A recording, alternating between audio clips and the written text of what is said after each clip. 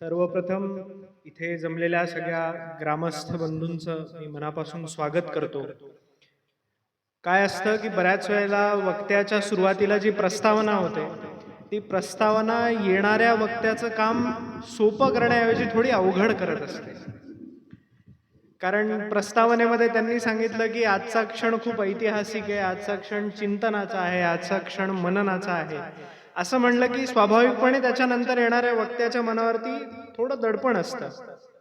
आणि तसं माझ्यावरती अधिक दडपण असायचं कारण हे आहे की मी कोणी काय म्हणतात की कीर्तनकार नाही, कथाकार नाही, साधा एक वकील आहे. संगमनेरमध्ये माझा व्यवसाय करतो. माझ्यासोबत मंचावरती हरिभक्तपरायण नवनाथजी आहेत की जे कीर्तन करतात, कथा सांगतात. आपल्या आत्ताच आम्ही एका घरात चहा घेत होतो, तिथे सांगतात म्हणजे चर्चेत त्यांनी सांगितलं की जग ज्या ज्ञानेश्वरीवरती चालतं, त्या ज्ञानेश्वरीचे गर्भित अर्थ, त्यातनं आपल्याला काय घेतलं पाहिजे, अशा गोष्टींचं ते निरूपण करतात. अशा व्यक्तीसमोर विषय मांडायचा आहे मला. आणि त्यात सुद्धा आता प्रस्तावना करणाऱ्यांनी असं दरडावून सांगितलंय ना 2 वेळा. आणि बघायला सरपंचांसकट सगळे ग्रामस्थ आहेत की ज्यांची आता माझ्याकडनं अपेक्षा आहे की हा चिंतन करेल, हितगुज करेल, मनन करेल. तर तो आता फुगा बराच फुगलाय माझा, पण मी तो स्वतःहूनच फोडतो. मी आधीच तुम्हाला सांगतो की चिंतन मनन तुम्ही करायचंय. मी तुमच्या सोबत फक्त आपण जेव्हा कुठल्याही गोष्टीबद्दल विचार करत असतो, तेव्हा आपल्या डोक्यात जो 2 कानांच्या मध्ये एक आवाज असतो की जो आपण स्वतःशी बोलतो. कुठला निर्णय घेताना, कुठली चर्चा करताना, एखादी गोष्टीवर विचार करताना, तो आवाज म्हणून तुम्ही फक्त आज माझ्याकडे बघायचा. आणि बोलायला मला आत्मविश्वास पण अधिक का वाढतोय? कारण पुन्हा हेच की आजच्या प्रसंगाची विशेषता किंवा आजच्या कार्यक्रमाची विशेषता ही पण आहे की आज खरंच एका मंगल क्षणी मला माझ्या परिवाराशी बोलायला इथे आमंत्रित केलेलं आहे. इथे कुठेही मोठा सत्कार, सण समारंभ नाही, मी कोणी आमदार खासदार नाही. तुमच्याच सारखा एक हिंदू बांधव म्हणून, माता भगिनींचा मुलगा, भाऊ म्हणून, तुमचा एक लहान भाऊ, पुतण्या, भाचा, पोरगा असं समजून तुमच्याशी हितगुज करायला मला आमंत्रित केलेलं आहे. तसं बघायला गेलं तर स्वतःच्या म्हणजे असं म्हणतात की भाषण करणं बाहेर खूप सोपं. अनोळखी माणसासमोर विषय रंगवून रंगवून सांगणं, जोशात हातवारे करून सांगणं, एखादी मध्ये घोषणा देणं खूप सोपं. पण आपल्याच परिवाराशी आपल्याच मनातलं हितगुज बोलणं त्याहून सगळ्यात जास्ती अवघड. माझ्या वयाचे असतील त्यांना थोडा अनुभव असेल की स्वतःच्या लग्नाचा विषय स्वतःच्या बापसाकडे काढताना काय त्रास होतो ते. मला नोकरी नाही, आता स्वतःचा व्यवसाय करायचा आहे, हे स्वतःच्याच घरी स्वतःच्या परिवाराशी बोलताना काय त्रास होत होते. एखाद्या वडिलांना माहिती असतं की मुलाला जरा अभ्यास कर हे सांगताना, तुला आता सायन्स नाही कॉमर्सला ॲडमिशन घ्यायला लागेल हे सांगताना काय त्रास होत होते. त्यामुळे खरंच आहे की बाहेरच्या कोणासमोर भाषण करणं सोपं, पण परिवाराशी भाषण करणं थोडं अवघड. अशी थोडी अवघड जबाबदारी मला दिली आहे. पण परिवाराशीच बोलायचं आहे ना. त्यामुळे मी चुकलो, कुठे थोडी माझी गाडी घसरली तरी घरातल्या घरात अशा गोष्टी खालीवर होत असतात, त्या तशा तुम्ही सांभाळून घ्याल अशी मला पक्की खात्री आहे. जसं प्रस्तावनेत पण सांगितलं की आजचा जो प्रसंग आहे तो खरंच विशेष आहे. आपण नवीन वर्ष सुरू केलंय, त्यामुळे हा संकल्पाचा काळ आहे. गुढीपाडव्याला आपण असं म्हणतो की बऱ्याच वेळेला बोलताना असं म्हणतात की मराठी वर्ष सुरू होतं, तसं नाही, हिंदू नववर्ष सुरू होतं, आपलं कॅलेंडर सुरू होतं. 1 जानेवारी हे आमचं कॅलेंडर नाही. असं नववर्ष सुरू करून वसंत ऋतू की जेव्हा ऋतूला सुद्धा नवीन पालवी फुटते, संकल्प घ्यायचा काळ आहे. हे वर्ष मी कसं व्यतीत करणार आहे, या वर्षामध्ये माझ्या मनाचा माझ्याशी संकल्प काय, ते संकल्प करायचा हा काळ आहे. शिवाय परवाच रामनवमीसारखा आपला मांगल्यकारी सण पण पार पडलाय. मला माहिती आहे की जिथे आता आपण उभे आहोत त्याच भूमीवरती अगदी कालपर्यंत सप्ताह पण पार पडलाय. त्यामुळे हरिनामाचा गजर इथपासून आभाळापर्यंत भरून राहिलेला आहेच आहे. म्हणून सुद्धा आजचा प्रसंग अधिक मांगल्यमय आहे, पवित्र आहे. आणि त्याच्यावरती आपल्याला त्या म्हणतात ना की बॅकग्राऊंडवरती आज आपण चर्चा करायला सगळे एकत्र जमलेलो आहोत. तसंच जाता जाता मला उल्लेख करावा असा वाटतो की आज हे जे वर्ष आहे, हे हिंददी चादर आपल्यावरती होणाऱ्या असंख्य इस्लामिक आक्रमणांपासून आपलं संरक्षण करण्यासाठी स्वतःचं सर्वस्व कुटुंब देशोधडीला लागलं तरी चालेल, पण लढता लढता स्वतःचे प्राण देणाऱ्या गुरु तेग बहादुरांच्या देह ठेवल्याचं 350वं वर्ष पण आहे.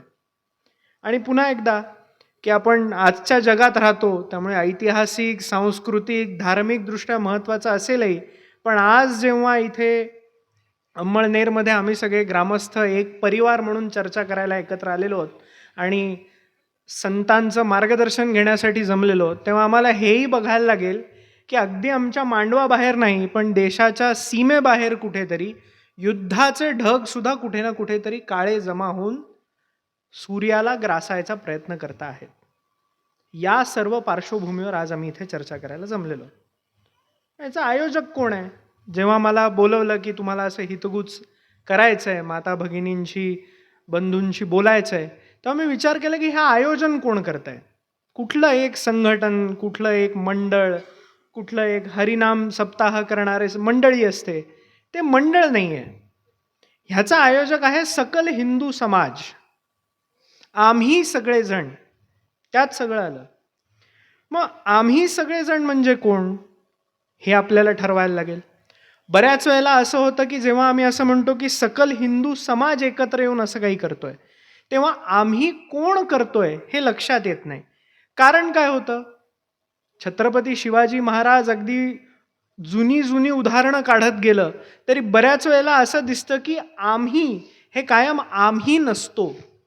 कुठे ना कुठेतरी मी त्यात हावी होतो आणि मग कोणीतरी फक्त आपल्या गावचा, आपल्या जातीचा, आपल्या समाजाचा, कोणातरी एका राजाचा, कोणातरी एका सरदाराचा, असा अहंभाव निर्माण होतो. म्हणून आमच्या छत्रपती शिवाजी महाराज अफजल खानाशी लढायला गेले तेव्हा सगळेच त्यांच्या समोर शत्रू म्हणून उभे राहिलेले हे त्यांचे काही आप्तस्वकीय पण होते. जावळीचा चंद्रराव मोरे कुठनं अरबस्थानातनं आलेला नव्हता.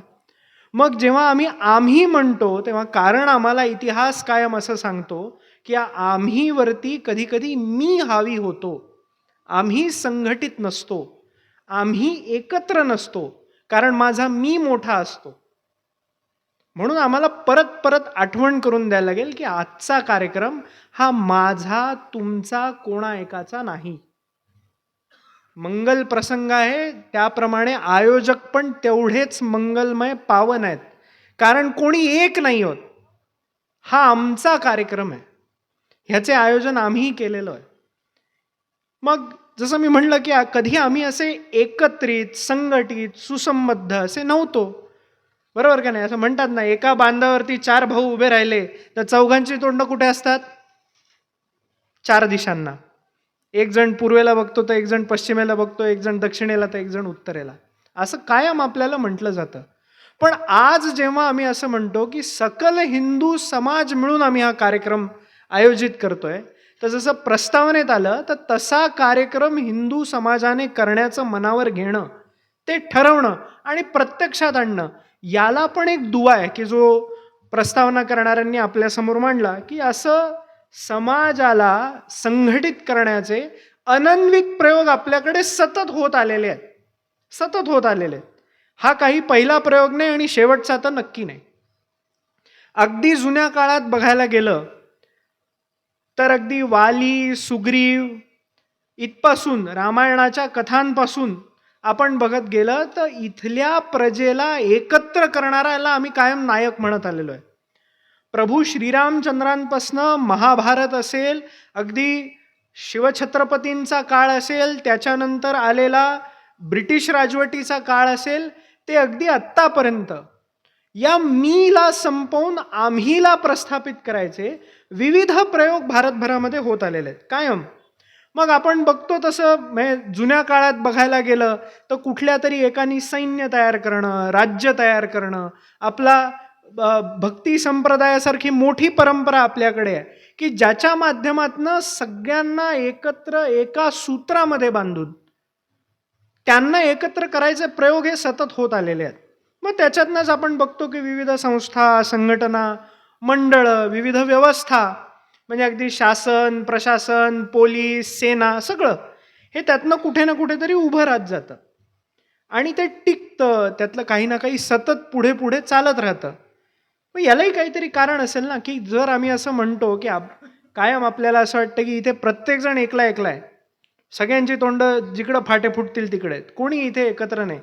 बऱ्याच वेळेला माझ्यासारख्या वयाचे लोक कोणी माझ्यापेक्षा वडील वयाच्या माणसासोबत चुकून पारावरती किंवा मंदिराच्या पायरीवरती सापडले तर आम्हाला ऐकायला लागतं की आमच्या वेळी असं होतं, सारा गाव येऊन उत्सव करायचा, तुमच्या वेळी 4 जण शिकायला इकडं, 4 जण नोकरीला तिकडं, आता काय ती मजा राहिली नाही. कायम तुमचा मी मोठा झाला आणि आता आम्ही दिसत नाही असं सतत आपल्याला सांगितलं जातं किंवा आपल्या विचारामध्ये ते येतं. पण जेव्हा आम्ही असं म्हणतो की असं असलं तरी हे प्रयोग सतत होत आले, कारण एकत्र येणं, एकत्र राहणं हा मनुष्याचा स्वभाव आहे. आम्ही जेव्हा समाजशास्त्र शिकतो किंवा पहिली, दुसरी, तिसरी, चौथीला गेलो की आमच्या पुस्तकामध्ये पहिलं वाक्य असतं की मनुष्य हा समाजात जगणारा, टोळीत राहणारा माणूस आहे. ती जेव्हा टोळी माकडाचा माणूस झाला तेव्हा तयार झाली. तो लोकांना एकत्र करायचा पहिला प्रयोग होता आणि आताही वेगवेगळे प्रयोग होत आले. म्हणजे एकत्र राहणं किंवा एकत्र येणं हा माणसाचा स्वभाव आहे. सगळ्यात स्वाभाविक अवस्था माणसाची ही एकत्र राहण्याचीच आहे. ते एकत्र राहण्यामुळे त्याला विविध फायदे पण होतात. बरोबर, संस्था, संघटना एकत्र आलं की फायदा आहे ना. एका घराची सत्यनारायण पूजा असेल आणि आमच्या हरिनाम सप्ताहाच्या मंडळाची सत्यनारायण पूजा असेल, प्रसाद व्यवस्था, निरोपाची हे सगळ्याला झटकन व्यवस्था उभी राहते ती जिथे आम्ही एकत्र येऊन उत्सव करतो तिथे. आणि जिथे आम्ही एकटा मी करतो तिथे थोडी गडबड होते, जरा जास्ती मेहनत करायला लागते. हा स्वभाव आहे. मग ह्यातला पहिला आणि सगळ्यात बेसिक प्रयोग काय आहे जो आपण आज बघायला गेले की आज आम्ही, की जिथनं मी माझ्या भाषणाची सुरुवात केली की मी तर एका परिवारात आलेलो आहे, ही भावना तुम्हाला, मला, आपल्याला सगळ्यांना एकत्र एका सूत्रामध्ये गुंफणारी, कुटुंब, माझा परिवार, हे इथे जे जमलेलं आहे हे सगळं माझं कुटुंब आहे, ही भावना आली की मग कोणी रांगेत चप्पल काढली नाही तर त्याला रागवायचा अधिकार मला येत नाही. बरोबर की नाही? कारण काय आहे की माझं मंडळ आहे, मी अध्यक्ष आहे आणि आम्ही ठरवलंय चपला रांगेत काढायच्या, पण ते माझं मंडळ आहे. त्यामुळे कोणी भक्तांनी येऊन पटकन गणपती मंडळात आपण बघतो बऱ्याच वेळेला भांडण होतात. रांगेत चप्पल काढली नाही का मग अध्यक्ष एकदम असा येऊन रागवतो, ए नीट कर. पण जेव्हा आम्ही एकत्र येऊन काहीतरी करतो तेव्हा कोणी चप्पल काढली तर पटकन चालता चालता मीच पायाने ती रांगेत करून पुढे जातो. हे एकत्र आम्हाला बांधायचा जो भाव आहे तो आमचा मनुष्य स्वभाव आहे. त्याचे प्रयोग होत राहतात. म्हणून कुटुंब हा आमचा पहिला घटक आहे की जो आम्हाला, तुम्हाला, आम्हाला एकत्र बांधतो. तो प्रथम घटक तसे असल्यामुळे तो सगळ्यात स्वाभाविक आहे. कोण कुठला संगमनेरला शिकणारा आज मी तुमच्या समोरून एवढा अधिकारवाण्याने मला वाटेल ते बोलतोय. मला आयोजकांनी काही सूचना दिलेल्या नाही की हे 4 वाक्य तुमच्या भाषणात आली पाहिजेत, ही 4 उदाहरणं तुमच्याकडे आली पाहिजेत, आमच्या गावात ना असं असं होतं मग तुम्ही असं असं बोला, असं मला कोणी काही सांगितलेलं नाही आहे. तरी पण मी आज बोलायला उभा आहे आणि तुम्ही सगळे शांतचित्ताने ऐकून घेताय. का बरं? कारण तुम्हाला आम्हाला जोडणारं कुटुंब म्हणलं की ऐकून घ्यायला लागतं. सगळ्यात स्वाभाविक अवस्था एकत्र येण्याची कुटुंब ही असतं. आणि मग सगळ्यात स्वाभाविक असतं म्हणून ते सगळ्यात प्रभावी पण असतं. आत्ताच तुम्हाला मी प्रभावाचं उदाहरण दिलं की मी बोलतोय आणि तुम्ही ऐकून घेताय. कारण की आज आपण इथे ऐकण्यासाठीच जमलोय आणि आय बुवा लहानाखोरा कुटुंबातला बोलतोय काहीतरी ऐकू, असं माझ्यापेक्षा वयाने मोठे लोक ऐकतायत आणि छोटे ऐकतायत, आय दादा काहीतरी बोलतोय बघू ऐकू, किती वेळ ऐकायला येते, कंटाळा आला तर उठून जाऊ, असं म्हणून ऐकतायत. त्यामुळे सगळ्यात स्वाभाविक, सगळ्यात प्रभावी आणि आपल्या शक्तीचं केंद्र आपलं कुटुंब असतं. शक्तीचं केंद्र. मी आज चांगला व्यवसाय करतो, आज शेतीत आज दुष्काळ पडला या वर्षी तरी चालेल पण मी खंबीर राहतो, या सर्व वाक्यांच्या मागे जी प्रेरणा असते, या सगळ्या वाक्यांच्या मागे जे पाठबळ असतं, मन कधीही खचू न देणारी त्या व्यक्तीची जी शक्ती असते ती कुटुंब असते. त्यामुळे सगळ्यात स्वाभाविक, सगळ्यात नैसर्गिक आणि सगळ्यात शक्तिशाली असं काय प्रभावी असं जे कुटुंब असतं आपलं, ते आपल्या शक्तीचं पण केंद्र असतं. म्हणूनच सतत मीपणाचा भाव हावी झालेल्या समाजाला एकत्र करायसाठी, जसं प्रस्ताविकात सांगितलं तसं 1925 साली नागपूरमध्ये डॉक्टर केशव बळीराम हेडगेवार नावाच्या एका व्यक्तींनी विचार केला तेव्हा काय अवस्था होती थोडं असं बघायला गेलं तर, की आता आम्ही सगळे सकल हिंदू समाज बॅनर लावून कार्यक्रम करतोय, आम्ही हिंदू आहोत असं म्हणतोय, आणि आम्ही हिंदू सर्व सपरिवार एकत्र येऊन आमच्याच परिवारातल्या एकाला ऐकायला जमलोय. तेव्हा 1925 साली अवस्था अशी होती की लोक म्हणायचे मला गाढव म्हणा चालेल, हिंदू म्हणू नका. हिंदू म्हणलं की मला अडचण होते. मी गाढव आहे ऐकायला मी तयार आहे, मी स्वतः म्हणतो मी गाढव आहे, पण मी हिंदू नाही. अशा अवस्थेमध्ये समाज असताना जेव्हा आपल्याकडे ब्रिटिशांचं राज्य 100 वर्ष होतं, 100हून अधिक वर्ष मोजली पाहिजेत, कारण ब्रिटिशांच्या आधी आपल्याकडे इस्लामिक राजवट होती, त्याच्या आधी आपल्याकडे हूण, शक, कुषाण, आपल्याला जे सोन्याची चिडिया म्हणत आले ते काय गौरवानी नाही म्हणत आले, सतत आमच्यावरती लुटारू हल्ले करत आले. तुमचा देश म्हणजे मसाल्यांचा देश. तुमच्या देशात कधी एकेकाळी काहीतरी होतं, तुम्ही कायम सगळ्या युद्धात हरत आलात. तुमच्याकडं चांगलं असं काही नाही. जे काही चांगलं आहे ते इंग्लंडात आहे, अमेरिकेत आहे, बाहेर आहे, ते आम्ही तुम्हाला द्यायला इथे आलेलो आहोत.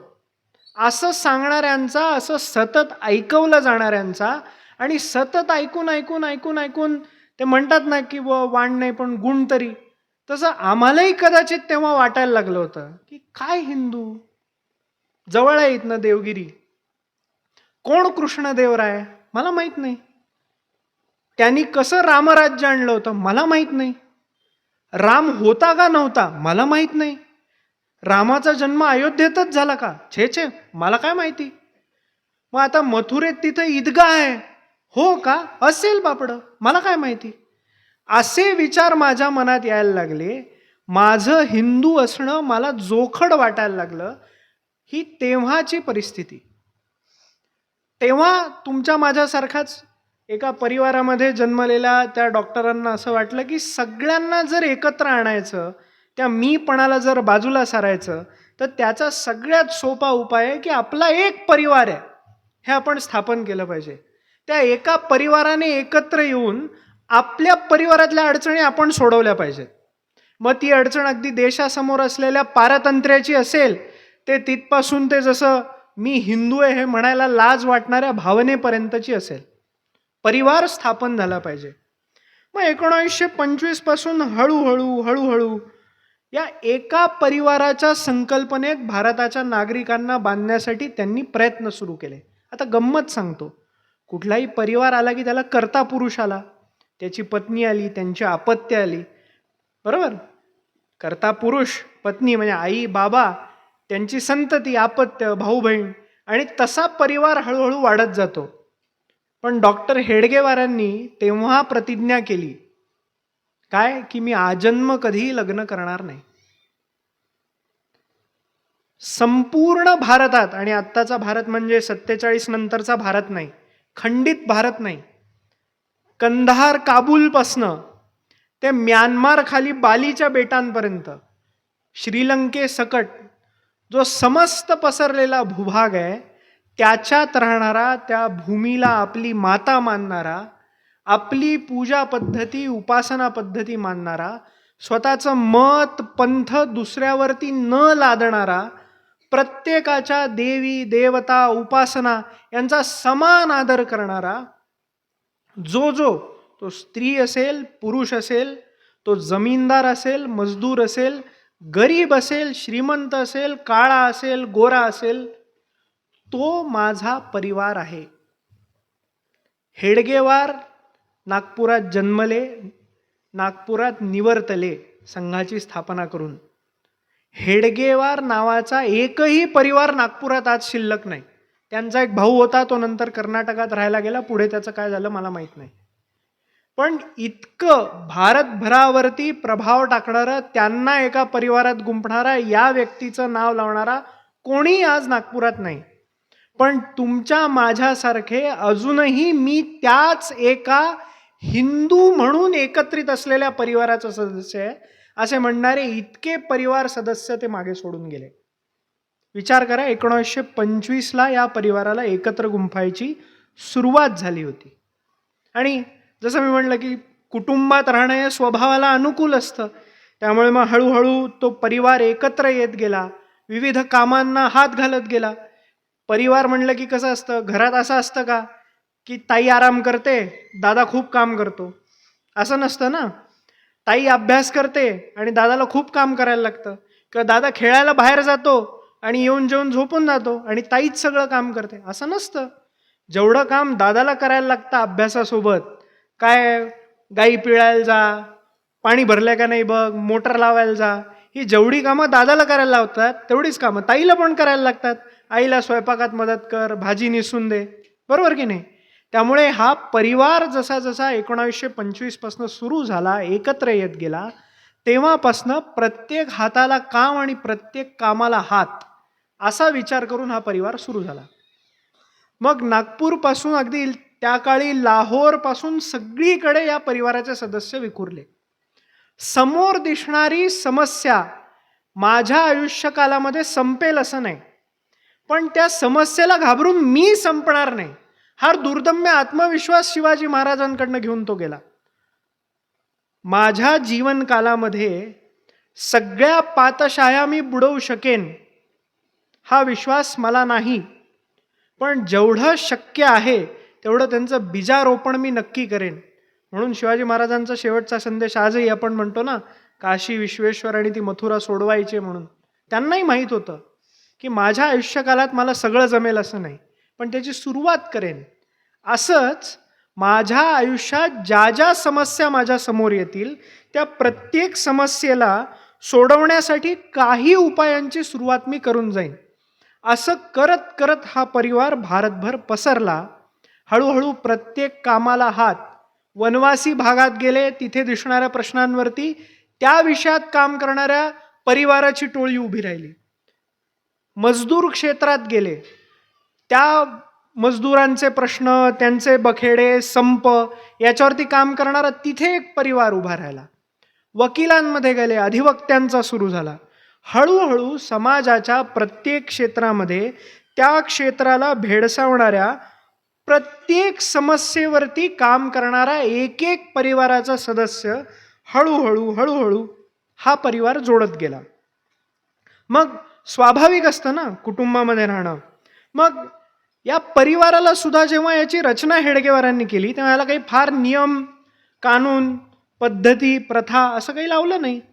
जसं आत्ता मगाशी एक जण येऊन परिचय करून गेले, त्यांच्याकडे संघाची काहीतरी जबाबदारी आहे. डॉक्टर हेडगेवारांनी जे राष्ट्रीय स्वयंसेवक संघ सुरू केला त्याचं त्यांच्याकडे काहीतरी पद आहे. पण पद आहे म्हणून त्यांची जी बाहेर गाडी लावलेली आहे पांढऱ्या रंगाची, त्याच्यावरती लाल अक्षरात रेडियमनी लिहिलेलं नाही आहे कार्यवाह राष्ट्रीय स्वयंसेवक संघ नेवासा तालुका, नाही लिहिलेलं. किंवा तुम्ही त्यांचे खिसे बिसे तपासलेत पटकन तर त्याच्यात कुठे ID कार्ड, चिठ्ठी चपाटी, लेटर हेड असंही सापडणार नाही. परिवार आहे, स्वाभाविक तुमच्या आमच्या विश्वासावर चालतो. मी तुमच्या घरी येतो, तुमच्याशी गप्पा मारतो, तुमच्या समस्या जाणून घेतो आणि त्यांच्यावर उपाय शोधायचा निश्चय करून तिथनं बाहेर जातो. असं माणसाला माणसं जोडत वाढत जाणारा, फार त्याच्यात नीती, नियम, प्रथा, परंपरा, कारण असतात ना संघटना किंवा संस्था असेल, जसं गव्हर्नमेंटकडे गेलं, जिथे आमची आजी उभी असली तरी तिचं पेन्शन मिळत नाही. ती पेन्शन मिळण्यासाठी काय लागतं? जिवंत असल्याचा दाखला. आजी सांगते मी आहे, पण पेन्शन मिळतं का? नाही. तसं संघात एकत्र यायला, संघात हे चांगलं काम करायला काही लागत नाही, मनात निश्चय लागतो. कारण परिवाराचा, कुटुंबाचा सदस्य होण्यासाठी काही लागतं का? मी माझ्या परिवाराचा सदस्य आहे, सर्टिफिकेट मिळतं का? आजपासून तू आमच्या परिवाराचा सदस्य आहे, काही लागत नाही. तसंच या परिवारात जोडलं जाण्यासाठी सुद्धा काही क्लिष्ट नियम, नीती, प्रथा, परंपरा जशा संघटनांच्या किंवा संस्थांच्या असतात तसं काही नाही. कुठे मेंबरशिपचा फॉर्म भरायचा नाही, कुठं फी जमा करायची नाही. उद्यापासनं, आजपासनं, या क्षणापासनं ठरवायचं की हो मी हिंदू आहे, हो मी या परिवाराचा सदस्य आहे. मला जाणवणाऱ्या समाजासमोरच्या, माझ्या समोरच्या, कुटुंबासमोरच्या प्रश्नांवरती काम करायची माझी तळमळ आहे की तुम्ही या परिवाराचे सदस्य होता. स्वाभाविक, जसं मी म्हटलं की कुटुंबाचा घटक बनणं स्वाभाविक असतं, तसं या स्वयंसेवक संघाचं सदस्य बनणंही इतकंच स्वाभाविक होऊन जातं. आणि मग जसं स्वाभाविकपणे, प्रभावीपणे आपण त्या कुटुंबात येतो, तर मी जसं म्हटलं की कुटुंब हे प्रभावी घटक असतं, तसं हे कुटुंब पण प्रभावी आहे. फक्त भारतभर पसरलंय म्हणून नाही, तर त्यांनी गेल्या 100 वर्षात केलेल्या कामांची पावतीच हे सांगते. काय काय केलं मग यांनी? जसं आमचं कुटुंब खूप प्रभावी आहे, याचे आपल्याकडे पण काही मानक असतात ना, की बुवा आमचं कुटुंब प्रभावी आहे म्हणजे काय? आमच्याकडच्या लग्नामध्ये आम्ही हुंडा घेतला नाही. बाकी कोणाकडं काही असू देत. आम्ही 4 जणांनी आमच्या परिवाराने ठरवलं, सून आणणार, नारळ, खण एवढ्यावर आणणार. मग ठरवलं तर मग प्रथा बदलली, परंपरा बदलली. मुलीच्या वडिलांचा त्रास वाचला, मानपान वाचला आणि हुंड्याविना सून घरात आली. जसं परिवार ठरवला की परिवर्तन होतं, ते प्रभावी ठरतं. त्याप्रमाणे या परिवाराने पण ठरवलं. अशक्य वाटणाऱ्या गोष्टी सुद्धा शक्य झाल्या. सोपं आहे. विभाजन होत होतं. या देशाचं 47 मध्ये धार्मिक रेषांवरती विभाजन झालं.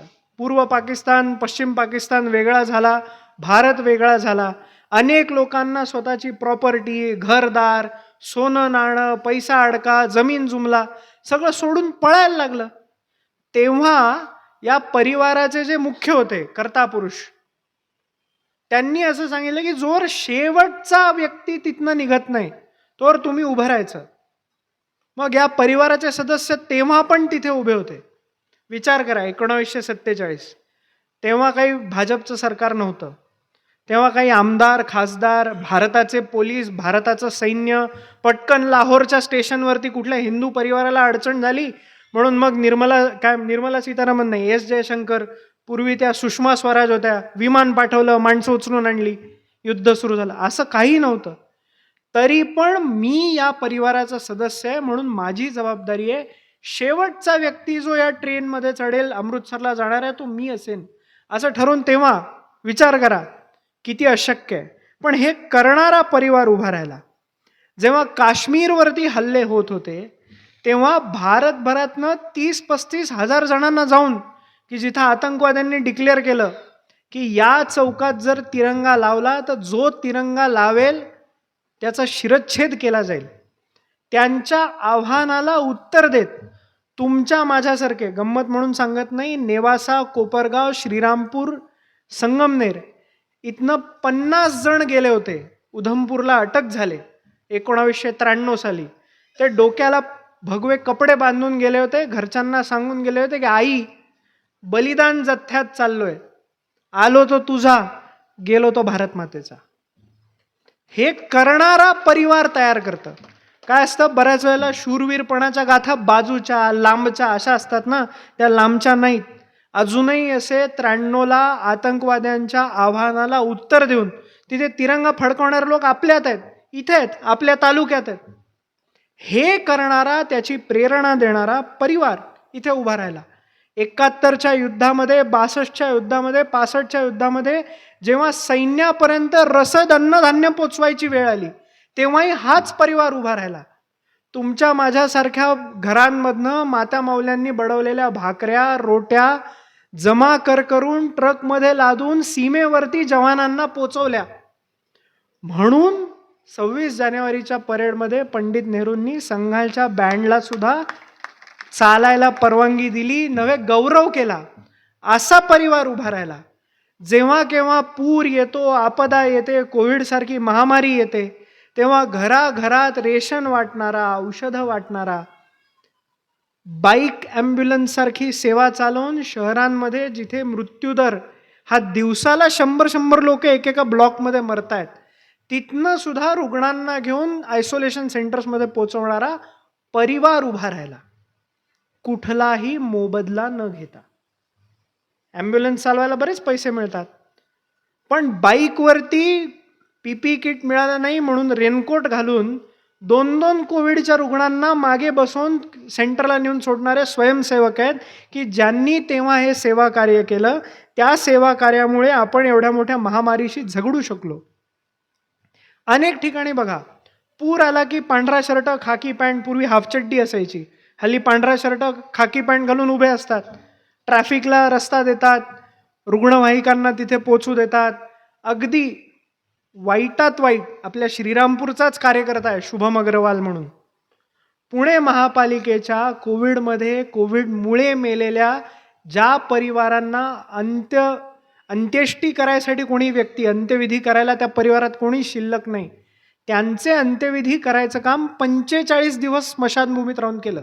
अग्रवाल आहे, घरी बिझनेस आहे, दुकान चालतं, काही करायची आवश्यकता नाही आहे, घरी गडगंज आहे. कधी स्वतःचा परिवार सोडून कोणाच्याही मौतीला न जाणारा व्यक्ती हे करू शकतो, याचं कारण तो मानतो की मी या परिवाराचा सदस्य आहे. प्रभावी साधन आहे, कुटुंब आहे म्हणून. आणि म्हणून हा प्रभाव निर्माण होतो. या पद्धतीने आपल्याला करता येतं. आणि म्हणून ते प्रभावी असतं, म्हणून आमचं शक्ती केंद्र बनतं. शक्ती केंद्र कसं बनतं? तर आज जसं प्रस्तावनेत त्यांनी सांगितलं की इथे जमून आम्ही एका परिवाराचे सदस्य एक संमेलन अटेंड करतोय. असंच रोज किमान 1 तासासाठी एकत्र येऊन आपल्या मनाचं, आपल्या शरीराचं मशागत करणारी, ते चांगलं व्हावं, या परिवाराची भावना, मी एका परिवाराचा सदस्य आहे, ही भावना दृढ व्हावी, याच्यासाठी काम करणारी शाखा लागते संघाची.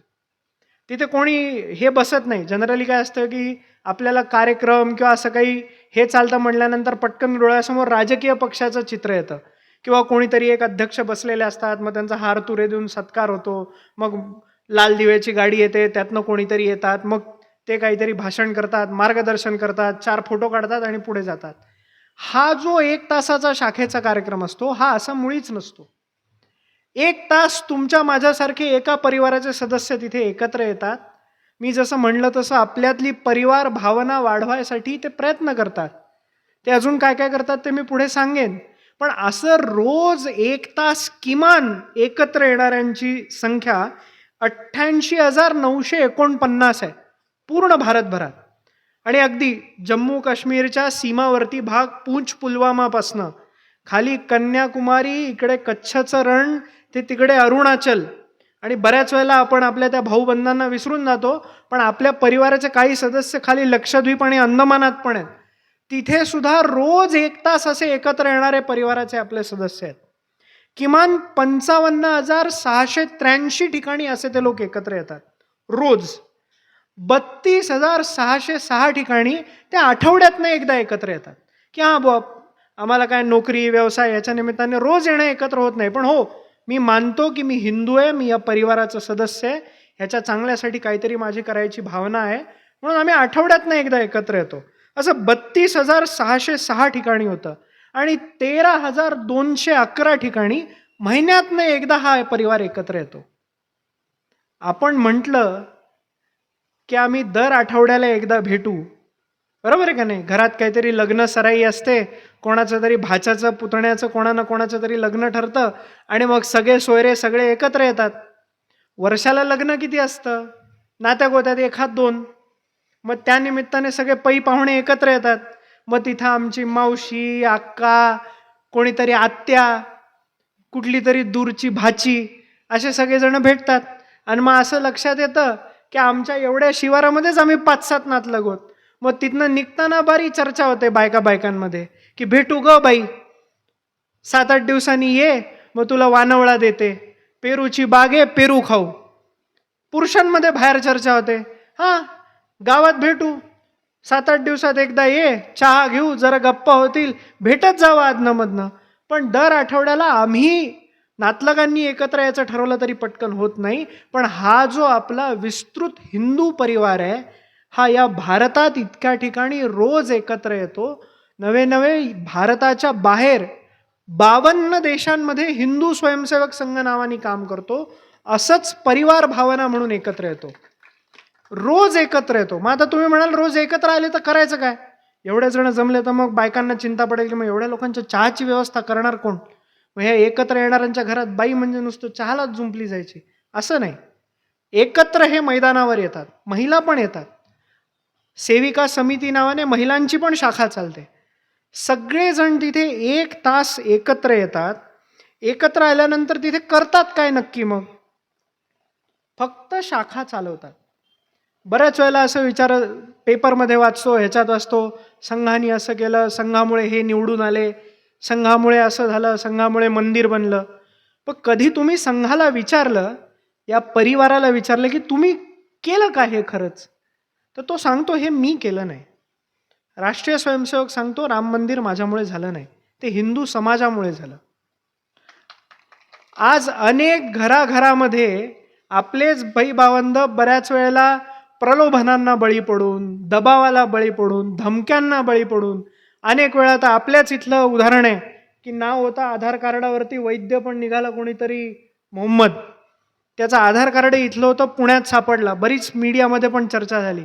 असं नावं लपवून बळी पडून कुठे ना कुठेतरी आपला हिंदू धर्म, उपासना पद्धती, आपलं देवाधिक सगळं सोडून कुठेतरी दुसरीकडे चालले जातात. त्यांना सतत परत या प्रवाहात घ्यायचे, परिवारात सामील करून घ्यायचे सुद्धा प्रयत्न चालतात.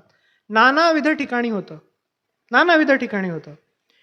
हे जरी तुम्ही विचारलं की हे संघाने केलं का, तर संघ सांगतो आम्ही केलं नाही, हे हिंदू समाजाने केलं.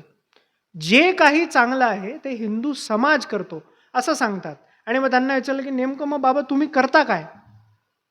आता तुम्ही म्हणता तुम्ही काहीच केलं नाही, मग तुम्ही नक्की करता काय?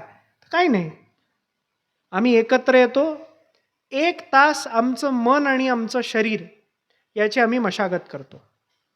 1 तास आमचं मन आणि आमचं शरीर याची आम्ही मशागत करतो. कारण आम्ही असं म्हणलं की आज बऱ्याच वेळेला काय असतं ना, की सभेला किंवा सप्ताहाला असं आलं की महाराजांचं ऐकून, किंवा आता हनुमान जयंती येईल त्या दिवशी हनुमानाच्या पायरीवर डोकं टेकून हनुमान संचारतो, स्फुरण चढतं. मग मी ठरवतो की रोज आता 108 सूर्यनमस्कार. बलभीमाच्या मूर्तीतली त्याची बेटकुळी ना डबल बेटकुळी इथं काढून दाखवतो.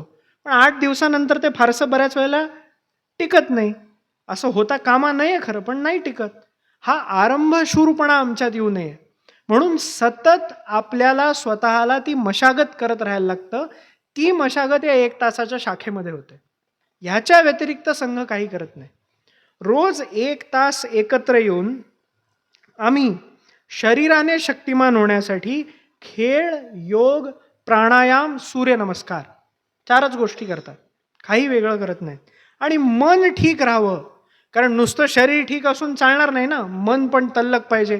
एवढं सगळं धर्माचं कार्य करायचं, देशाचं कार्य करायचं, कुटुंबाचं कार्य करायचं, माझ्या परिवाराचं, तर मन पण तर शाबूत राहिलं पाहिजे. त्याची मशागत होण्यासाठी सोपं आहे, गीत, सुभाषित, एखादं भाषण आणि थोडंसं वाचन, एवढं आम्ही शाखेवरती करतो. बऱ्याच वेळेला एवढं किमान आपल्याकडनं दैनंदिन जीवनात होत नाही. म्हणूनच आपण आपल्या परिवाराचे जे इतरही बांधव आज इथे नाही आहेत, त्यांच्यामध्ये, तुमच्यामध्ये थोडं काहीतरी कमी आहे, थोडं काहीतरी चुकीचं आहे, वागण्यात काहीतरी गडबड आहे, ह्या ज्या काही चुका दिसतात त्या प्रत्येक गोष्टीचं मूळ या 2 गोष्टीत येतं. एक तर शरीर ठीक नाही किंवा मन ठीक नाही. ते ठीक ठेवायचं काम या परिवारातल्या प्रत्येक सदस्याचं झालं पाहिजे, हा निश्चय असल्यामुळे संघ एकत्र येऊन केवळ याच 2 गोष्टी करतो. पण मग त्यातनं जी तल्लख मनं तयार होतात आणि सुदृढ शरीरं तयार होतात, ती मात्र समाजासमोरचं कुठलंही काम हे माझं नाही असं मानत नाहीत. जसं परिवारात प्रत्येक कामाला हात आणि प्रत्येक हाताला काम, त्याप्रमाणे जर ते मन आणि ते हात वनवासी क्षेत्रात गेले तर ते वनवासी किंवा जनजाती कल्याण आश्रम म्हणून त्या बांधवांना मुख्य प्रवाहात आणण्यासाठी काम करतात. ते जर मजदूर क्षेत्रात गेले, तर ते तिथे त्या मजदूर क्षेत्राचं संघटन बनवून काम करतात. ते जर विद्यार्थी क्षेत्रात गेले तर अखिल भारतीय विद्यार्थी परिषदेचं काम करतात. प्रत्येकाला आपलं वाटणारं, एकत्र जोडणारं, परिवार भावना निर्माण करणारं, त्यांच्या क्षेत्रातल्या त्यांच्या समस्या सोडवणारं असं एक संघटन ते उभं करतात. आणि त्याला, त्या क्षेत्रात असलेल्या व्यक्तीला सुद्धा पुन्हा या परिवाराचा सदस्य बनायची संधी देतात. अशी कामं प्रत्येक ठिकाणी उभं होतं. आणि बऱ्याच वेळेला मी ते उदाहरण मुद्दामून राखून ठेवून शेवटी देतो की अशीच तल्लख मनं राजकीय क्षेत्रात गेली की भारतीय जनता पार्टीचं काम करतात. असं नाही की करत नाहीत किंवा त्यांचा आमचा संबंध नाही, असं नाही. पण ते पण काही वेगळं करत नाहीत. स्वतःचं मन आणि शरीर सुदृढ ठेवायला शाखेवर येतात, तेवढाच त्यांचा आणि आमचा संबंध. ते हिंदू परिवाराचा सदस्य आहेत असं ते मानतात आणि या परिवाराच्या उत्थानासाठी, उत्कर्षासाठी आमच्याच सारखे परिवाराचा एक सदस्य बनून ते काम करतात. परिवार असल्यामुळे काय, कोणी एक मोठा, कोणी एक छोटा असं अजिबात नाही. माझ्यासोबत जो आज गाडी चालवत आलाय तो आमच्या इथल्या भाजपचा सरचिटणीस आहे. आता माझ्यासारख्या काहीच न करणाऱ्या एखाद्याचा भाजपच्या सरचिटणीसांनी गाडी चालवत यावं असं नाही ना. समाजात बाहेर जे आपण बघतो तर असं चित्र नसतं. भाजपचा चिटणीस कसा असतो, आला का खुर्ची, बसायला गादीवाली खुर्ची. पण कारण तो सुद्धा एक स्वयंसेवक आहे, तो सुद्धा राष्ट्रीय स्वयंसेवक संघाचा एक स्वयंसेवक, या अखंड हिंदू परिवाराचा मी एक घटक आहे हे मानतो. त्याच्यामुळे घरात गोड आलं का आजाला पण 2 चमचे मिळतं आणि नातवाला पण 2 चमचे मिळतं. तसं त्यालाही तेवढाच मान मिळतो जेवढा तुम्हाला मला मिळतो. म्हणून सर्वजण समान असलेला आमचा हा परिवार सगळीकडे पसरत पसरत आज इतका मोठा झालाय की कुठलंही क्षेत्र आमच्या स्पर्शाविना राहिलेलं नाही. प्रत्येक क्षेत्रात आमचं काही ना काहीतरी काम आहे. मग असं म्हणल्यानंतर बऱ्याच वेळेला काही जणांना अशी शंका येते, मग ही शक्ती जमवताय कशासाठी?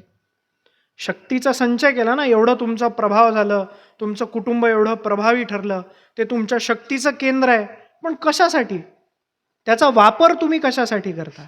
तर हे पण नक्की निश्चित आहे की परिवार आहे. आमचा परिवार चांगला झाला तर इतर परिवाराला कोणाला घाबरायची काय गरज आहे? असते का? नसते ना.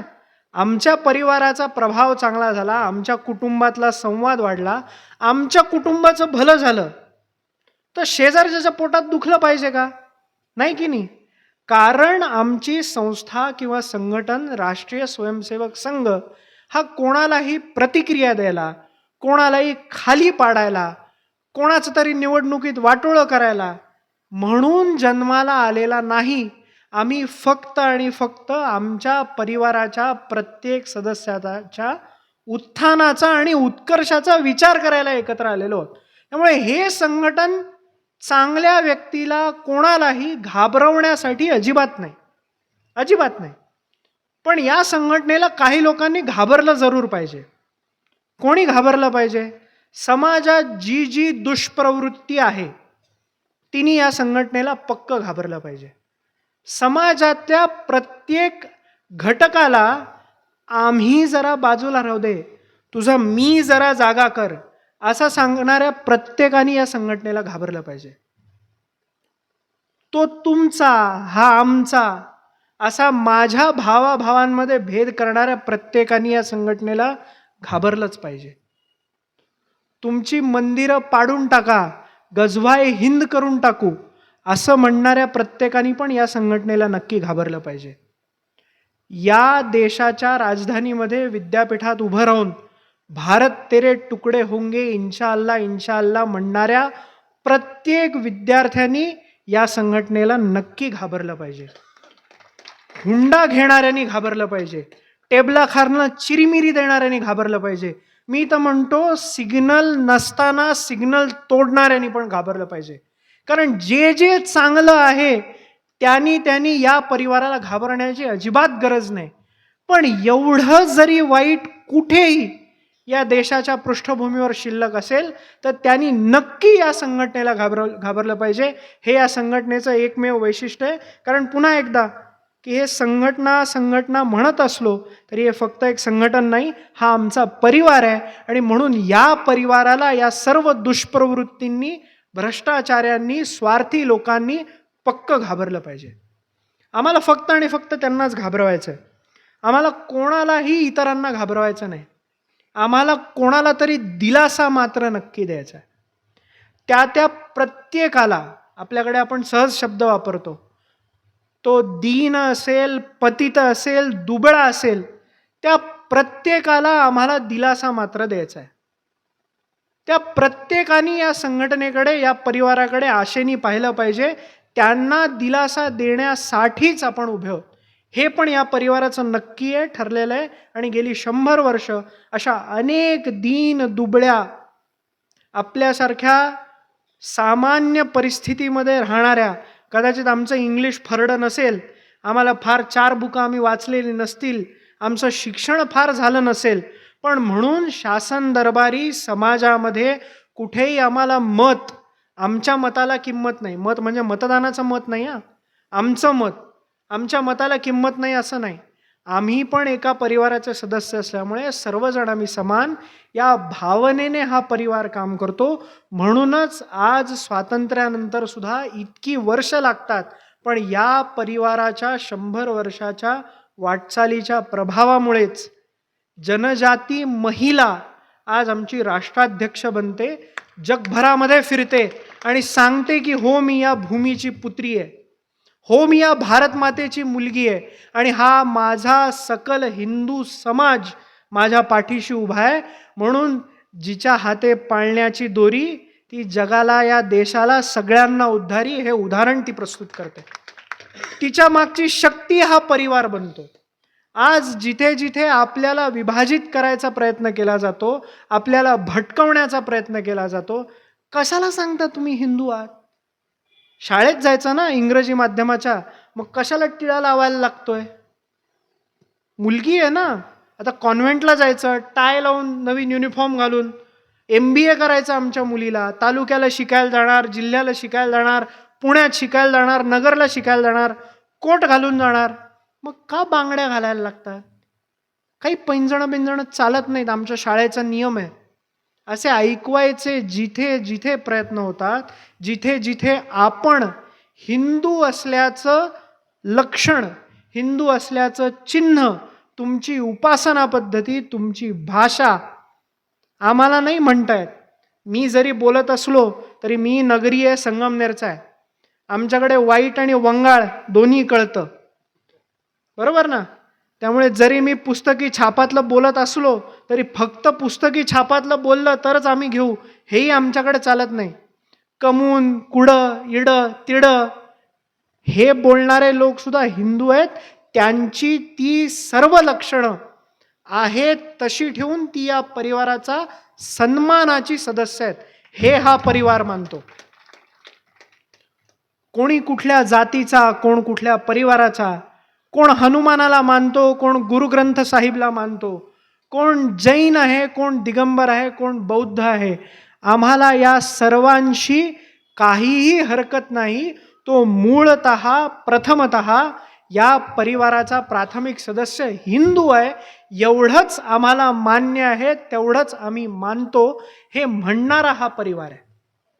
कुठलाही भेद न मानणारा, कुठलाही भेद न मानणारा अशा या परिवाराचे आपण एक सदस्य बनतो. त्याची ती शक्ती प्रस्फुटित होते.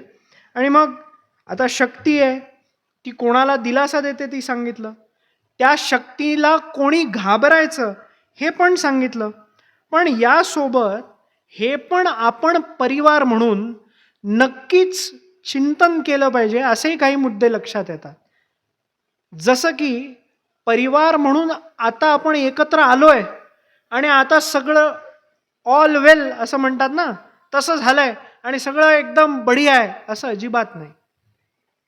आज सकल हिंदू समाजाने ही परिवार भावना दृढ करणाऱ्या राष्ट्रीय स्वयंसेवक संघाच्या 100री निमित्त हा कार्यक्रम करणं, ही परिवार म्हणून एकत्र येण्याच्या मान्यतेची सुरुवात आहे. अजून सुद्धा असे अनेक घटक आहेत की ज्यांच्या मनात या परिवाराबद्दल शंका आहे. त्यांना असं वाटतं की मी या परिवाराचा सदस्य झालो तर माझी नोकरी जाईल का काय, आमचे मोठे साहेब आम्हाला रागवतील का काय. अजूनही त्यांना असं वाटतं की मी या परिवाराचा सदस्य झालो, टिळा लावायला लागलो, मी स्वतःला हिंदू म्हणायला लागलो तर मला माझं घर खाली करायला लागेल का काय, माझ्यावरती हल्ला होईल का काय. आपल्या इथलं नाही सांगत आहे मी, पण आपल्या सगळ्यांना बातम्या ऐकून माहिती असेल तर दिल्लीमध्ये 6 वर्षाच्या मुलीने रंगपंचमीचा फुगा फेकला. या रागातनं तिच्या 28 वर्ष वयाच्या, आपण मानत नाही जातपात, पण लोकांना फार त्याचं असतं म्हणून सहज उल्लेख करतो. आपण काही कोणाला खालचा वरचा असं मानत नाही, सगळे समान मानतो. पण एका 28 वर्षाच्या दलित युवकाला लोखंडी कांब्यानं डोक्यावर घाव घालून 150 जणांनी मारलं. बरोबर, 150 जणांनी मारलं. हा भेद अजूनही कुठेतरी शिल्लक असतो, याची भीती कुठेतरी कोणाच्या तरी मनात शिल्लक असते. अजून परिवार म्हणून एकत्र यायला काही लोक तयार नाहीत. त्यांना सतत भटकवण्याचे, आमिष दाखवण्याचे, दबाव टाकण्याचे, घाबरवण्याचे प्रयत्नही होत असतात. मी सांगितलं ना, काही दुष्प्रवृत्ती पण असतात. मग ते अगदी मी म्हणलं मगाशी तसं की युद्धाचे जे काळे ढग आलेले आहेत, तिकडे अमेरिकेने इराणमधला कोणीतरी बाबाजी मारला म्हणून त्याच्यासाठी छाती पिटायला इथे लोक उतरले. इथे जो माणूस मारला तो माणूस उघडपणे असं सांगायचं की काश्मीर कधी भारताचा भागच नव्हतं. तो माणूस असं सांगायचा की तिथे असलेलं शारदा पीठ हे तुमचं नाहीच आहे. अशा म्हणणाऱ्या माणसासाठी रडणारी माणसं आपल्याकडे आहेत. त्यांची चूक नाही आहे. त्यांना सतत काहीतरी अपप्रचार, काहीतरी भरकटवणारं, काहीतरी आमिष दाखवणारं, भय दाखवणारं असं करून त्या चुकलेल्या वाटेवर न्यायचे सतत प्रयत्न चालू आहेत. त्यांना सांगितलं जातं की काय 33 कोटी देव आणि प्रत्येकाचा गंध वेगळा आणि प्रत्येकाची माळ वेगळी आणि प्रत्येकाचा उपास वेगळा. मग काही कधी खायचं का नाही 7ही दिवस उपास करायचे तर? तू एक काम कर, एकच परमपिता परमेश्वर आहे, तू त्याचं नाव घे आणि सगळ्यातनं मोकळा हो.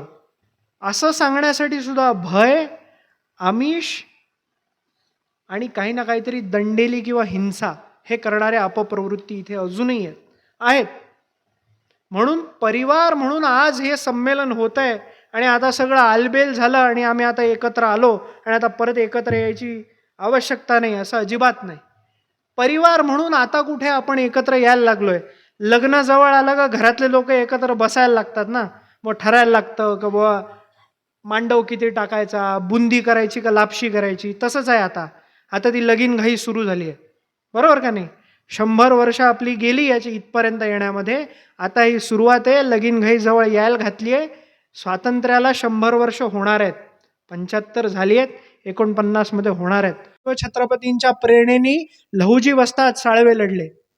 त्याच शिवछत्रपतींनी 18 पगड जाती एकत्र करून स्वातंत्र्याची मोठ बांधली. हे स्वराज्य मराठेशाहीचं नाही.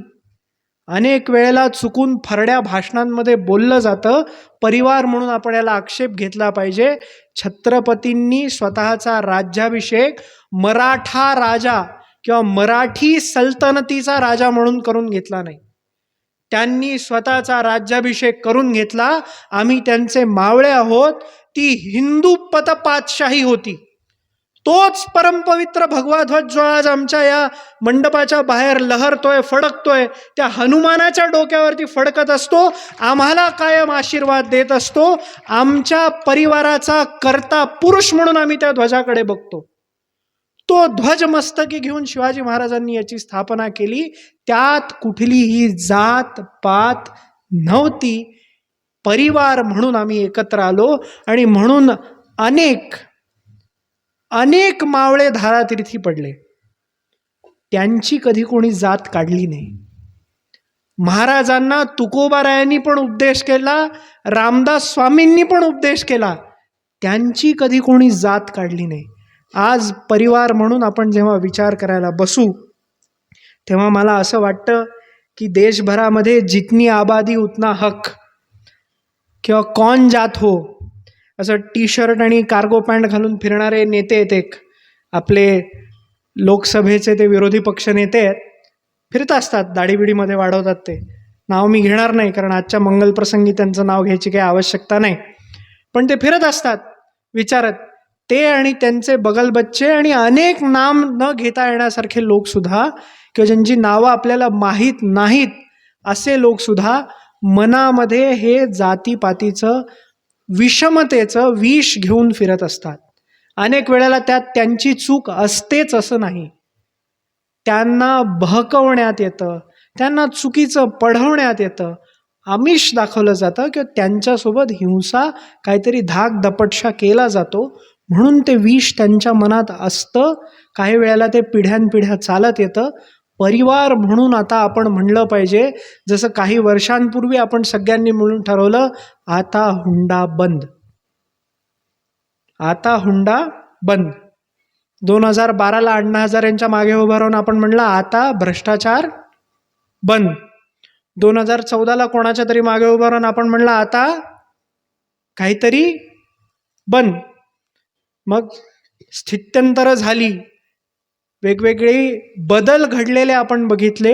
आता परिवार म्हणून आपण ठरवलं पाहिजे की आता जातीवादाचं कारस्थान बंद. मग जातीवादाचं कारस्थान बंद, मग आम्ही डोळसपणे आमचं गाव न्याहाळलं पाहिजे, डोळसपणे आम्ही आमचं घर न्याहाळलं पाहिजे, डोळसपणे आम्ही आमची गल्ली न्याहाळली पाहिजे. आमच्या गल्लीत चहाला आम्ही 2 मित्र एका मित्राच्या घरी गेल्यानंतर जर पडवीत बसून वेगळ्या कपात चहा द्यायची अजूनही पद्धत असेल तर ती आता बंद झाली पाहिजे. अमुक एक गावाच्या खालच्या बाजूला राहणाऱ्या लोकांची वरात जर गावात वेशी समोरून जाणार असेल आणि तेव्हा जाताना नवरदेवाला जर घोड्यावरनं खाली उतरवायला लावलं जात असेल तर आता हे बंद झालं पाहिजे. तुम्ही अमुक मंदिराच्या पायरीवर बसा असं जर अजून कुठे म्हणलं जात असेल तर आता आपल्याला हे बंद केलं पाहिजे. आपण परिवार म्हणून आजपासून हा संकल्प करू. जसं मी सुरुवातीला म्हणलं की परिवार म्हणून एकत्र आलेलो आहोत, प्रभावी आहोत, शक्तिसंपन्न आहोत, स्वाभाविक आमच्या शक्तीचं हे प्रस्फुटन आहे, चित्रण आहे. तर आम्ही हे नक्की नवीन संकल्प या वर्षामध्ये केला पाहिजे की हे कारस्थान इथून पुढे आमच्या अंमळनेरमध्ये चुकून सुद्धा आम्ही शिजू देणार नाही. आणि कोणी जर चुकून त्याच्यात अडकला असेल तर त्याचे डोळे उघडण्यासाठी जेवढे औषधोपचार केले पाहिजेत, मग ते त्याला सत्संग घडवण्याचे असतील, मारुतीरायाच्या पायात नेण्याचे असतील, स्वतः समजावून सांगण्याचे असतील किंवा काही इतर कायदेशीर मार्गाचे असतील, ते सर्व प्रयत्न आम्ही करू. कारण आम्ही परिवार म्हणून आजपासून ठरवतोय, माझ्या मागे म्हणा काय, जातीअंताचं कारस्थान बंद. एका आवाजात, जातीपातेचं कारस्थान. परिवार म्हणून आमचं ठरलंय. दुसरं, जसं जातपात आम्हाला आपापसात विभागते तसंच एक खूप मोठं षडयंत्र आहे. मी म्हणलं की युद्ध आत्ता कुठं चालू आहे, आमच्यापासनं कोसो दूर, पण गॅस कुठं महागलाय, इथं, बरोबर. पेट्रोल कुठं येत नाहीये, आमच्या चौकातल्या पंपावरती, बरोबर का नाही. या चौफुलीवरच्या पंपावर मिळत नाही, मग पुढच्या गावातल्या चौफुलीला जायला लागतं. युद्ध कुठं चाललंय, इथं थोडी चाललंय, युद्ध चाललंय तिथे. पण या पद्धतीने एका दांभिक विचारसरणी मागे लागून आम्हाला संपूर्ण जग एका झेंड्याखाली आणायचंय, आणि तो झेंडा आमचाच असेल आणि आमचाच झेंडा खरा असेल असं म्हणणारे काही लोक आहेत. त्याला त्यांनी एक गोंडस नाव दिलंय, जिहाद. काय करायचं, जिहाद. मग विधानसभेची इलेक्शन आले की कोणीतरी मुंबईत उभा राहतो दाढीवाला, आणि तो काय म्हणतो, वोट जिहाद करा, इनको हराव, असं सांगतो. कोणीतरी तिथे युपीत देवबंदमधनं उभा राहतो, तो काय सांगतो, परीक्षेमध्ये पण बुरखा घालून जा, जिहाद करा. आणि जेव्हा आमच्या मुंबईवरती हल्ला होतो, जेव्हा आमच्या पुलवामामध्ये जवानांवरती बॉम्बस्फोट होतो, तेव्हा सुद्धा त्यांच्यावरती हल्ला करणारा व्यक्ती म्हणत असतो की मी जिहाद करतोय. अमुक एका धर्माची, अमुक एका उपासना पद्धतीची मुलगी स्वतःचं नाव, मी परत सांगतो की कारण त्याच्या आधार कार्डावरचा पत्ता आपल्या जिल्ह्यातला होता, आपण जास्ती सजगपणे याच्याकडे लक्ष ठेवलं पाहिजे. नाव वैद्य, पत्ता राहुरीचा, आणि निघाला मोहम्मद. किती लेकी बाळींना असं फसवून त्यांचं आयुष्य उद्ध्वस्त करणारी रॅकेट आहेत. एकदा लग्न लागलं की पळवून नेणं, पोलीस प्रोटेक्शनमध्ये नेणं, तिथनं पळवून नेल्यानंतर त्यांचा हलाला करणं. काय आहे आजच्या पवित्र मंचावरनं मी सांगणार नाही, तुम्ही गुगल करा. त्यांच्या व्यवस्थेमध्ये त्यांच्या धर्माला मान्य, त्यांच्या उपासना पद्धतीला मान्य वैश्या व्यवसायासारखा तो प्रकार आहे हलाला. पळवून नेलेल्या मुलींना अशा पद्धतीने वैश्या व्यवसायाला लावणं, त्यांना मिडल ईस्ट सारख्या देशात नेऊन श्रीमंत धनिकांना विकणं, असे प्रकार होतात. त्याला ते लव जिहाद म्हणतात. एका कुठल्या तरी लिंबाच्या झाडाखाली वेशी बाहेरच्या अचानक एक दगड प्रकट होतो, त्याला पांढरा चुना फासला जातो, पुढच्या आठवड्यात त्याच्यावर चादर येते, त्याच्या पुढच्या आठवड्यात तिथं दिवा लागायला लागतो, त्याच्या पुढच्या आठवड्यात तिथं मुतावल्ली येतो, आणि मग अचानक ते सगळं शिवार वक्फचं होतं.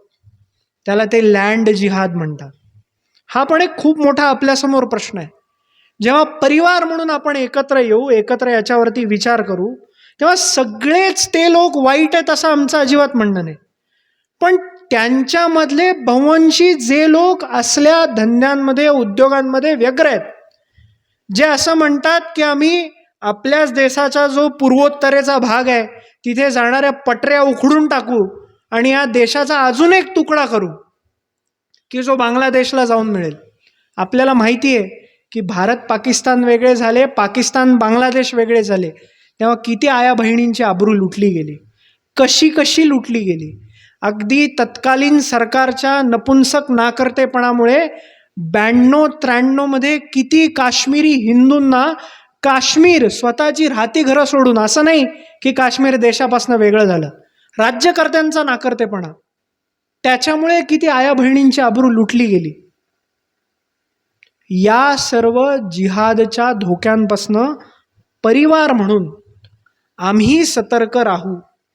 हे प्रकार आमच्याकडे आम्ही अजिबात खपवून घेणार नाही. कोणाला मशिदीत जाऊन उपासना करायची असेल तर त्यांनी खुशाल करावी, पण माझ्या परिवारातल्या कोणा सदस्याला धमकावून, आमिष दाखवून, पळवून नेऊन, फसवणूक करून जर त्यांनी त्याचं मतपरिवर्तन करायचा प्रयत्न केला तर परिवार म्हणून त्या सदस्याला पाठबळ द्यायला आम्ही सर्वजण उभे राहू. हे आपल्याला ठरवायला लागेल आणि त्यानुसार आपल्याला आपल्या ठिकाणी कार्यरत राहायला लागेल. आज जेव्हा परिवार म्हणून आपण त्याच्याबद्दलही चर्चा करतो तेव्हा अजून एक याच जिहादचं भावंडही आपल्याला सापडतं की ज्याची सुद्धा चर्चा आपल्या परिवारात नक्की झाली पाहिजे. मी मगाशी म्हणलं तसं की कुठं 33 कोटी देव शोधतोस, एकच देव आहे आमच्याकडे, तोच परमपिता परमेश्वर आहे, त्याचे जगभरात इतके लोक आहेत, आमचा एक पोप आहे, आमच्याकडं जातपात काही नाही, आमच्याकडं असं नाही तसं नाही, पूजा करायची नाही, एक मेणबत्ती लावली का आमच्याकडे काम होतं. कशाला गीता वाचायची, भागवत पुराण वाचायचं, गरुड पुराण वाचायचं, शिवाय सत्यनारायणाची पूजा करायची, गणपती पण बसवायचा, हनुमान जयंतीला जायचं, गावच्या सप्ताहाला जायचं, किती वेळ वाया घालवतो. नोकरी धंदा काही आहे का नाही तुला? त्यापेक्षा बघ आमचं बरं आहे, एकदा मेणबत्तीत लावली, एकदा क्रिसमस केला का आमच्याकडं काही सण नाही, नोकरी धंद्यावर लक्ष दे, स्वतःची प्रगती कर, असं सांगणारे लोक पण आहेत. त्या निमित्ताने आपल्या परिवारातल्या सदस्यांना टार्गेट करणारे, त्यांच्या जमिनी हडपणारे, पुन्हा त्यांना पळवून नेणारे, त्यांना पथभ्रष्ट करणारे असे पण प्रयत्न आपल्याकडे खूप चालतात.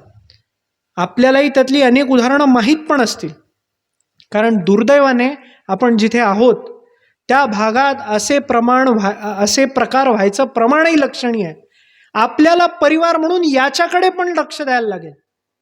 परिवार म्हणून आपल्याला ठरवायला लागेल की आम्ही सगळेजण हिंदू आहोत आणि मॉडर्न, फॅशनेबल, पुढारलेलं असं दाखवण्यासाठी जर कोणी म्हणत असेल, जर कोणी आम्हाला शिकवत असेल की तुझी पूजा पद्धती वाईट, तुझी उपासना पद्धती वाईट, माझी सोपी, तू हिंदू नाही, तू अमुक आहेस, तू तमुक आहेस, तू विश्वमानव आहेस, तू ह्युमॅनिटेरियन आहेस, तर त्याला तिथल्या तिथे सांगायचं की भावा तू चुकतोयस, माझा एक परिवार आहे, तो माझ्या पाठीमागे सुदृढपणे उभा आहे आणि मी त्याचा एक सदस्य आहे.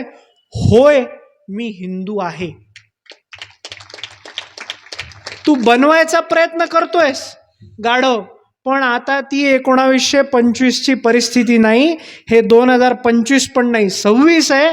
होय, मी हिंदू आहे. हे आपल्याला परिवार म्हणून आता म्हणायला लागेल.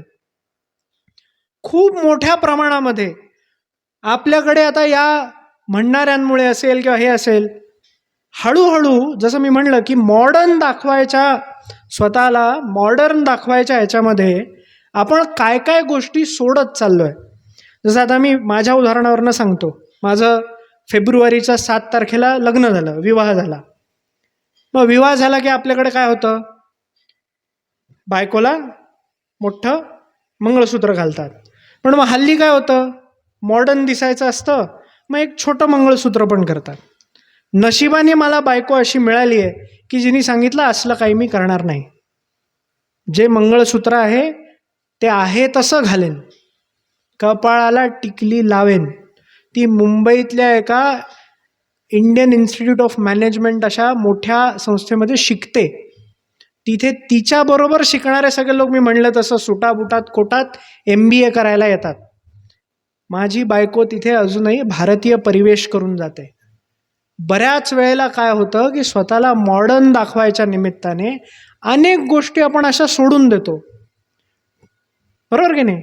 शिवछत्रपतींच्या काळात हातात कड नाही तर तो मर्द नाही असं म्हणायचे. गळ्यात गंडा दोरा ताईत काहीतरी तर पाहिजे, नाही काही तर म्हसोबा काय म्हणतात म्हसोबाचा टाक पाहिजे, इथं काहीतरी पाहिजे. हल्ली आपल्याकडे ते काही घालत नाहीत. आम्ही काय म्हणतो की आम्ही मॉडर्न झालो, आम्हाला धोतर नाही चालत, आम्हाला पॅन्ट लागते. किती गरम झालं किती उकडलं तरी बनियन आणि त्याच्यावरती काळा टी-शर्ट घालून आम्हाला बाईकवरती फिरायला आवडतं. पण आमचा बाप दादा जो बंडी घालून उन्हाळ्याचा गरमाटपणा भागवत होता तो भागवायला आता आम्हाला आवडत नाही. चंदन लावलं तर गार वाटतं हे आम्हाला आता सांगून पटत नाही. देवासमोर हात जोडायचा असतो हे सांगून आम्हाला कळत नाही. आणि अजून आपल्याकडे ते आलेलं नाही आहे, हे खूप चांगलं आहे. पण कारण मी काही वर्ष शहरात काढली आहेत त्यामुळे मला हे माहिती आहे की लग्नानंतर पूर्वी असं होतं की हम दो हमारे दो, नंतर असं होतं की हम दो हमारा, आता असं म्हणतात हम दो तेवढंच ठीक आहे. कुत्रं पाळू पोरगं नको. कोण त्याच्यावर खर्च करील? त्याच्या शाळेचा खर्च किती झाला, मग दुसरं पोरगं करायचं म्हणजे त्याच्या शाळेचा खर्च किती, त्याच्या शिकवणीचा खर्च किती. हळूहळू हिंदूपणाची लक्षणं सोडण्यापासून सुरू झालेला आपल्या परिवाराचा प्रवास आता आपणच आपल्या परिवाराचे सदस्य कमी करण्यापर्यंत येऊन ठेपलाय. असंच जर चालू राहिलं तर आत्ता असं आहे की आपली हिंदू लोकसंख्या कमी होतीये, इतर लोकसंख्या वाढतीये. त्याच्यात मी जे आधी 2 आपल्या परिवाराचे चर्चेला मुद्देला विषय आहेत लगीन घेतले की एक जिहाद आणि दुसरं चर्च, त्यांचाही हातभार आहे, पण त्यात आपली पण ही चूक आहे. ती काही पदराड लपवायची आवश्यकता नाही आहे. लग्न झालं तर पोरगं नको म्हणणाऱ्या जोडप्यांची संख्या वाढतीये, लग्न झालं तर 2 महिन्यात नांदायचं नाही म्हणणाऱ्या लोकांची संख्या वाढतीये, आणि असल्या गोष्टींमुळे लग्नच नको असं म्हणणाऱ्यांची संख्या पण वाढतीये. आज आपली कमी कमी होत जाणारी लोकसंख्या हा सुद्धा आपल्या परिवाराचा चर्चेचा विषय असला पाहिजे.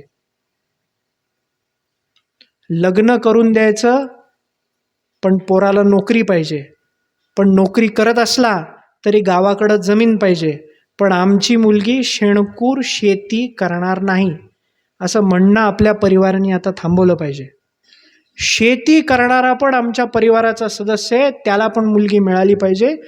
चांगल्या मुलींना सुद्धा वय उलटून गेलं म्हणून नकार देणारे आपल्याकडे पुरुष आहेत, त्यांना पण आपण सांगितलं पाहिजे की ती पण आपल्याच परिवाराचं सदस्य आहे आणि हे लग्न होणं, ती नीट होणं, त्यांना पुढे संतती होणं हे आपल्या लोकसंख्येला चांगला विचार करणाऱ्या परिवाराच्या एकत्र राहण्याला आपल्या जीविताला खूप महत्त्वाचं आहे. म्हणून आज पुन्हा एकदा की शेवटाकडे चर्चेत महत्त्वाचे मुद्दे मांडायचे असतात, तसं हाही एक आपल्याला परिवारासमोर चर्चा करायला महत्त्वाचा मुद्दा आहे. या चर्चेमध्ये मंचावरनं मी काही सांगणार नाही आहे. जसं मी म्हणलं तसं की चिंतन आणि मनन तुम्हीही करायचं आहे, कारण हे मी काही माझ्या मनाने सांगत नाही आहे. परिवाराचाच एक सदस्य म्हणून मला जाणवणाऱ्या आणि माझ्या समोर असलेल्या प्रश्नांना मी फक्त माझ्या परिवारासमोर शेअर करतोय. त्यामुळे अगदी सुरुवातीचा पहिला मुद्दा ऐकायला काही वेळेला गोड वाटतं, बरोबर की नाही, की जातपात नाही पाहिजे का? हां नाही पाहिजे, एकदम बरोबर आहे. जिहादचा प्रश्न आहे का? हां नाही, हां बरोबर आहे. चर्चचा आहे का? हां असेल थोडासा. मग लग्न संतती असे विषय आले की आपण पण जरा आशवतो कसं बोलायचं असं नाही. पण आता परिवार म्हणून आपण अशा अवस्थेमध्ये आहोत की या विषयांवरती आपण चर्चा केली नाही तर बंगालसारखा प्रदेश आहे की जिथे हळूहळू हिंदू लोकांची संख्या कमी होत होत होत आता तिथे गैर हिंदूंची संख्या वाढल्यामुळे तिथे हिंदूंवर सतत होणारे अन्याय अत्याचार हल्ले, मग ते दुर्गा पूजेच्या दिवशी दुर्गेच्या मूर्तीच्या निघालेल्या मिरवणुकीवर होणारी दगडफेक असेल, ते दुर्गा पूजेचे पंडॉल जाळून टाकण्यापर्यंत लोकांची मजल पोचलेली आहे. अशी अवस्था आपल्या परिवाराची आपल्या मातृभूमीमध्ये होऊ नये म्हणून कठीण असलं तरी या विषयावरती आपण सर्व परिवाराच्या सदस्यांनी आपापल्या कुटुंबात आपल्या बायका पोरांशी नक्की संवाद साधला पाहिजे. मला वाटतं आजच्या मंगल दिवशी हाही एक संकल्प आपण घेतला पाहिजे की जो आवश्यक आहे तो आपण नक्की करू, अशी पण मला एक आशा आहे. आणि मग हा विषय शेवटी कुठे येऊन थांबला की ही चर्चा आपल्याला या परिवाराचा सदस्य म्हणून आपला जो कुटुंब आहे, आपण, आपली पत्नी, आपला भाऊ, आपले आई वडील, मुलं बाळ यांच्याशी, आपल्या कुटुंबाशी करायचं आहे. कुटुंबाशी करायचं आहे आणि कुटुंबाबद्दल सुद्धा करायचं आहे. आता काय होतं, 7 वाजता वडील रानात नाही येतात, मुलगा फोन चालवत असतो, ताई तिचा फोन चालवत असते, आई सिरियल तिचा फोन चालत असतो किंवा तिची सिरियल चालू असते. आपण एका छपराखाली राहून एकमेकांशी किती बोलतो. आता आजपासून IPL सुरू झालंय, मग दादाचा फोन बंद होईल, पण मग दादाची मॅच सुरू होईल. मग आज दिवसभरात काय झालं, मला काय आवडलं, पुस्तकातलं मी काय नवं शिकलो, इथपासून ते साधं घरात दिवा लावल्यानंतर म्हणजे संध्याकाळी आलेले दिव्याला नमस्कार करून शुभं करोती म्हणायचं असतं. हे पण आपण कुटुंब म्हणून विसरत चाललोय.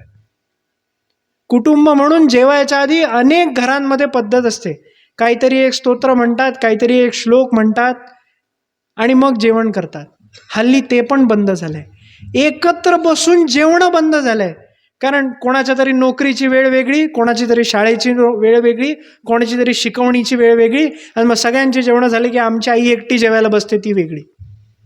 हळूहळू जिथनं मी सुरुवात केली भाषणाची की एकत्र यायचा सगळ्यात स्वाभाविक, प्रभावी, आपलं शक्ती केंद्र असलेला, आपल्याला, तुम्हाला, मला जोडणारा हा जो कुटुंब नावाचा धागा आहे, हळूहळू तो सैल व्हायला लागलाय. आमचं आपापसात बोलणं होत नाहीये. गणितात 4 मार्क कमी पडले म्हणून वडिलांसमोर कसा जाऊ हा प्रश्न मलाही असायचा, पण म्हणून घरातनं पळून गेलो असं मी कधी केलं नाही. पण हल्ली रोज अशा बातम्या सापडतात की आई वडिलांशी संवाद नसल्यामुळे मुलं व्यसन, मानसिक आजार, घटस्फोटासारखे परिणाम, काडीमोड, इतर कौटुंबिक वाद याच्यामुळे आयुष्याची नासधूस व्हायला लागली. आणि व्यसन कसलं नाही आहे. पूर्वी दारूचं असेल, आता फोनचं आहे, तासनतास व्हिडिओ बघण्याचं आहे, कुठंतरी गेम खेळण्याचं आहे. व्यसनांचे पद्धती, प्रमाण बदलत गेलंय, पण कारण आमचा कुटुंब नावाचा 4 भिंतीतला धागा, त्याच्या मायेचा ओलावा, आजीचा थोडा कमी असतो, आजीचा माया जास्ती असते, पण आजाचा आणि वडिलांचा धाक. गावात मी कुठं काही वंगाळ वाकडं वाईट केलं, चहा प्यायला गेल्या गेल्या हळूच एक कश मारायचा प्रयत्न केला तर चुलता, मामा कोणीतरी बघितलं तर त्याचं आमचं भांडण नाही, त्यामुळे तो पटकन जाऊन बापाला सांगेल आणि मग घरी गेल्यानंतर लाकडानेच फोडतोय. हा धाक आमचा कमी झाला. कुटुंब म्हणून एकत्र राहायचा, एकत्र बसायचा आमचा प्रघात कमी होतोय. हा पण आपल्या परिवारासमोरचा सगळ्यात महत्त्वाचा, कळीचा आणि कळकळीचा प्रश्न आहे असं मला वाटतं. त्यामुळे मला असं वाटतं की ह्याच्यापेक्षा जास्ती चांगलं दुसरं मुद्दा पण मी सांगू शकत नाही की जे प्रश्न समाज म्हणून, राष्ट्र म्हणून, देश म्हणून पण आमच्यासमोर उभे राहतात. काय असतं, जनरली चावडीवरती गप्पा मारायला बसले की पटकन काय म्हणतात, आमच्याकडे वाईट का बरं आहे, सरकार ठीक नाही हो, कोणाचे पाय कोणाच्या तंगड्यात, कोणाचं काय, कोणाच्या युत्यान, कोणाच्या आघाड्यान काही कळत नाही. पूर्वी कसं होतं, साधं सिंपल होतं म्हणतात असं. पण ह्या युत्या, आघाड्या, त्यांच्या बिघाड्या, कोणाचे पाय कोणाच्या तंगड्यात हे कळत नाही असं जे आपल्याला वाटतं, कारण ते पुन्हा की एकतेची भावना नाही, माझं कुटुंब प्रभावशाली नाही, माझं कुटुंब स्वाभाविकपणे एकत्र बसत नाही, म्हणून ते माझ्या शक्तीचं केंद्र नाही. त्यामुळे माझ्या आयुष्यात असलेल्या प्रत्येक अडचणीसाठी पोरगा का पास झाला नाही, शिक्षकाची चूक, शेती का नीट झाली नाही, शासनाची चूक, माझ्याकडे भत्ता का आला नाही, तलाठ्याची चूक. प्रत्येक चुकीला, प्रत्येक अडचणीला चूक दुसऱ्याची, पण माझं कुटुंब आज माझ्या पाठीशी उभं नाही आहे, ते तसं शक्तिशाली, प्रभावशाली, स्वाभाविकपणे एकत्र यावं यासाठी मी काही करत नाही, असं होत नाही ना, हे परिवाराचा सदस्य म्हणून आपण आपल्या इथे विचार करायची आवश्यकता आहे. आणि मला असं वाटतं की त्याच्यासाठी काही उपाय आपण नक्की ठरवले पाहिजेत. तेवढे सांगतो आणि थांबतो. पहिला उपाय, मी उपाय सांगेन, माझ्या मागे सगळ्यांनी म्हणायचा, मोठ्याने म्हणायचा. जेवण पण आहे नंतर माझ्या मते आयोजकांनी योजलेलं, त्यामुळे आवाज आपला चांगला आला पाहिजे, खणखणीत. पहिला, परिवार म्हणून आपण काय उपाय करायचा? हिंदू असल्याची भावना दृढ करणं. म्हणा, मी हिंदू आहे. बस, आजपासून हा मंत्र पक्का करायचा. आपण सर्वांमध्ये कोणी लहान मोठा नाही, हम सब एक. बस, ही दुसरी भावना. आम्ही हिंदू आहोत आणि आम्ही सगळेजण एक आहोत. आम्हाला सगळ्यांना एक मंदिर, एक स्मशान, एक विहीर. कोणी खालचा नाही, वरचा नाही, जात नाही, पात नाही, कोणी शेठ नाही, कोणी मजूर नाही. काय? हम सब एक.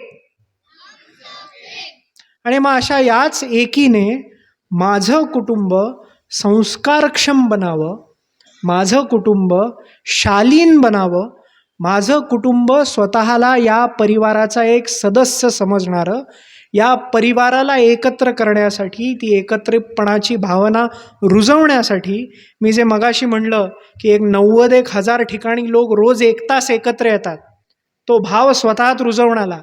असं फक्त शाखा असं नाही, शाखेच्या प्रेरणेने चालणारी सुद्धा 150 संघटना आहेत. वनवासी कल्याण आश्रम असेल, मजदूर संघ असेल, विद्यार्थी परिषद असेल, किसान संघ असेल, सहकार भारती असेल, सहकार क्षेत्रातली वकिलांचा अधिवक्ता परिषद असेल, प्रत्येक क्षेत्रामध्ये काम करणारं, परिवार भावना रुजवणारं एक एक संघटन, एक एक संस्था आहे की जे तुमच्या माझ्यासारखे याच परिवाराचे घटकबिंदू असलेले स्वयंसेवक चालवतात. त्याच्यासाठी शक्य असेल तेवढी वेळेची मदत, कामाची मदत, श्रमाची मदत ही द्यायचा पण आपण संकल्प केला पाहिजे. त्यातनंच आपलं संस्कारक्षम, स्वाभाविक, प्रभावी कुटुंब बनवण्याच्या दिशेने आपण वाटचाल केली पाहिजे. आणि हा जो एक विचार आहे की जो गेली 100 वर्ष आपल्याला कुटुंबाला एकत्र बांधत आलाय, तो अधिकाधिक लोकांपर्यंत पोचवण्याचा आपण प्रयत्न केला पाहिजे. मला असं वाटतं की घरच्यांसमोर फार बोलायचं नसतं. जे काय फार बोलायचं असतं ते आईकडे बोलायचं असतं. आपण फक्त बाबा सायकल एवढंच म्हणायचं असतं. उरलेलं सायकल त्याला शाळेत जायला लागते, मग शिकवणीला जायचं असतं. ते फार मोठं मग नंतर आई बाबांच्या कानावर घालते. अशी माझ्याही घरातली पद्धत आहे. पण ती थोडी पद्धत मोडून आज बाबा, आई, दादा, ताई, भाऊ, बहीण सगळ्यांसमोर मनातले सगळे विषय मोकळेपणाने पारिवारिक वातावरणात मी मांडलेले आहेत. आणि माझा एक्सटेंडेड पण नाही, इंग्रजीत छान म्हणतात की तुम्ही माझा एक्सटेंडेड परिवार आहात, विस्तृत परिवार, विस्तृत वगैरे नाही, तुम्हीच माझा परिवार आहात. त्यामुळे माझं कुटुंब म्हणून या सर्व माझ्या मनातल्या उलथापालथीला, भावनेला, कळवळ्याला तुम्ही काही ना काही तुमच्या जीवनामध्ये नक्की न्याय द्याल. कारण शिवछत्रपतींच्या समोर बसून कानावरनं गेलेले शब्द तसेच कानावरनं मागे जायची आपल्याकडे पद्धत नाही. त्यांच्या अध्यक्षतेखाली आणि त्यांच्या पूजनाने सुरू झालेलं हे पारिवारिक मिलन नक्कीच कुठेतरी चांगल्या आणि ह्याच्यापेक्षा उच्च कोटीच्या ठिकाणी जाऊन थांबेल. आपण आपल्या आयुष्यामध्ये सुद्धा त्या परमपवित्र भगवा ध्वजाच्या भगव्या आभेप्रमाणे येणारा प्रकाश कुठेतरी घेऊन जाऊ. आपापल्या जीवनात, कुटुंबात, नात्यात, स्वतःच्या शरीरात, मनात जिथे जिथे म्हणून तो अंधार असेल, तो अंधार त्या प्रकाशाने आपण नष्ट करू आणि इथून परत जाऊ. सगळं काही मंगल होईल, सगळं काही सुमंगल होईल. कारण पुन्हा एकदा एक परिवार म्हणून आपण एकत्र आहोत आणि एकत्रपणे आपल्यासमोर उभ्या असलेल्या प्रश्नांची आपण उत्तरं शोधणार आहोत. हा विश्वास माझ्या मनामध्ये. एवढंच बोलतो आणि माझ्या मनातल्या विचारांना पूर्णविराम देतो. धन्यवाद. प्रधारू श्रीमंत योगी, आजच्या या सकल हिंदू समाजाच्या वतीने आयोजित केलेल्या हिंदू संमेलनाचे प्रमुख वक्ते आदरणीय श्री ईशानजी गणफुले, आणि त्यांनी म्हटल्याप्रमाणे आणि जो मूळ भाव आपल्या अंतःकरणामध्ये प्रकट व्हावा की हा आपला एक परिवार आहे, मी हिंदू आहे, हा भाव मनामध्ये ठेवून या ठिकाणी जमलेले सर्व माझे तमाम हिंदू बांधव, माझ्याकडे एक 2 मिनिटाचं आशीर्वचन असं काम आहे. आज या ठिकाणी हिंदू संमेलन आयोजित केलं गेलं आहे. असेच हिंदू संमेलनं संपूर्ण देशभर आयोजित केली जातात आहे. त्याचं कारण आदरणीय ईशानजींनी सांगितलेलं आहे. एक 2-3 गोष्टी हिंदू समाजाने विचार करण्यासारख्या आहेत. काय बरं का, आजपर्यंत हिंदू समाजाने इतरांचा फार विचार केला, पण स्वतःच्या समाजाचा कधी विचारच केला नाही. म्हणून हिंदूंनी हिंदूंचा विचार न केल्यामुळे आज हिंदूंनाच हिंदू संमेलन, हिंदूंच्या भूमीमध्ये, हिंदुस्थानामध्ये हिंदू संमेलनं घेण्याची वेळ आलेली आहे. दुसरं काही कारण नाही. हिंदू समाजाने स्वतःचा कधी विचारच केलेला नाही. हिंदू समाज हा जातीवाद, भाषावाद, प्रांतवाद, संप्रदायवाद याच्यात कायम विभागलेला राहिला. तो हिंदू म्हणून एका भगव्या ध्वजाखाली कधी आलाच नाही. आणि म्हणून गेली हजारो वर्षापासून या हिंदूंवर आनंदवित अत्याचार झाले. या हिंदूंवर अनेक परकीय आक्रांतांनी आक्रमणं केली, त्याची श्रद्धा केंद्र, मठ मंदिरं उद्ध्वस्त केली. जमीन मार्गे झाली असतील, समुद्र मार्गे झाली असतील, अशी अनेक आक्रमणं झाली. हा भारत देश म्हणजे काय, जणू काय हिंदू धर्मशाळाच. कोणीही या, आमच्यावर सत्ता स्थापन करा, सत्ता स्थापन करा. केवळ सत्ता स्थापन नाही तर सत्तेच्या जोरावर आणि तलवारीच्या बळावर किंवा भोळ्या बाबड्या आमच्या हिंदू समाजाच्या भोळेपणाचा फायदा घेऊन अनेक हिंदूंना, या देशातल्या बाहेरून आलेल्या लोकांनी धर्मांतरित केलं. त्यामध्ये इस्लामिक आक्रांत असतील काय आणि ख्रिश्चन आक्रांत असतील काय. थोडंसं आजूबाजूला जर लक्ष दिलं तर जगाच्या पाठीवर 125 देश ख्रिश्चन बहुसंख्याक आहे. 57 देश हे मुस्लिम बहुसंख्याक आहेत.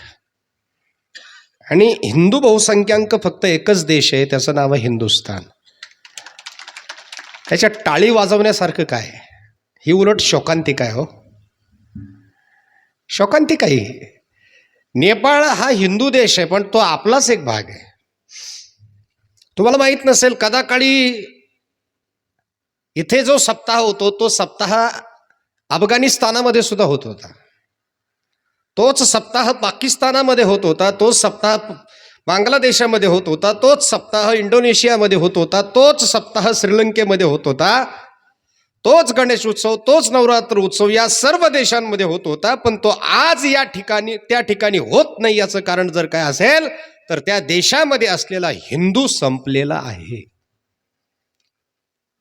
हे 125 देश जे ख्रिश्चन बहुसंख्याक हे पूर्वी ख्रिश्चन नव्हते.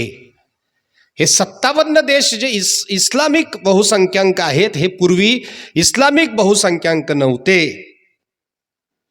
तसं आज आम्ही सुद्धा जर थोडा विचार केला तर या गोष्टीकडे लक्ष देणं गरजेचं आहे. हे आम्हाला असं वाटतंय की काश्मीरमध्ये जे घडलं ते आमच्याकडे कधी घडणारच नाही, पश्चिम बंगालमध्ये जे घडलं ते आमच्याकडे कधी घडणारच नाही. पण तुम्हाला माहीत नसेल, भरताच्या मामाचं गाव हे अफगाणिस्तानामध्ये होतं. त्याचं नाव होतं गांधार. हल्लीचं त्याचं नाव आहे कंधार. लक्षपूर्वक आहे का. भरताच्या मामाचं गाव हे पाकिस्तानमध्ये होते. ती कैकेयी नरेशाची कन्या होती कैकेयी. ते भरताच्या मामाचं गाव आज भारत देशामध्ये नाही आहे. टाळी वाजवण्यासारखं काय, शोक करण्यासारखं आहे. कौन कहता है हस्ती मिटती नहीं हमारी. आपल्या देशामध्ये एकूण 28 राज्य, 8 केंद्रशासित प्रदेश मिळून 36 राज्य झाले. त्यातल्या 9 राज्यांमध्ये आपण अल्पसंख्याक झालो. लेह लडाख, आसाम, काश्मीर, मिझोराम, नागालँड, मेघालय, पश्चिम बंगाल, केरळ असे 9 राज्य आहेत. आपल्या देशात एकूण 800 जिल्हे आहेत, त्यापैकी 200 जिल्ह्यांमधून हिंदू खतम झालेला आहे. 6000 तालुके आपल्या देशात आहेत, त्यातल्या 1500 तालुक्यामध्ये हिंदू खतम झालेला आहे.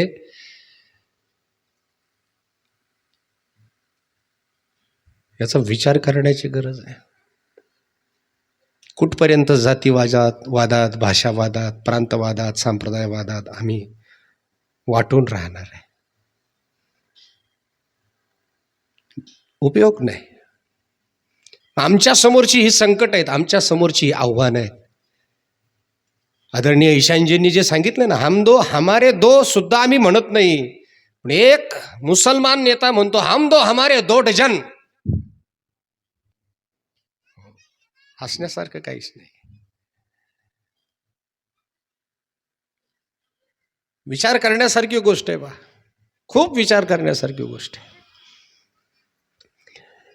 आत्तापर्यंत म्हणजे 2011 साली जी जनगणना झाली, त्या जनगणनेमध्ये आजपर्यंतच्या इतिहासामध्ये सर्वात जास्त हिंदूंचा जन्मदर खटलेला आहे. तो 80% कमी झाला.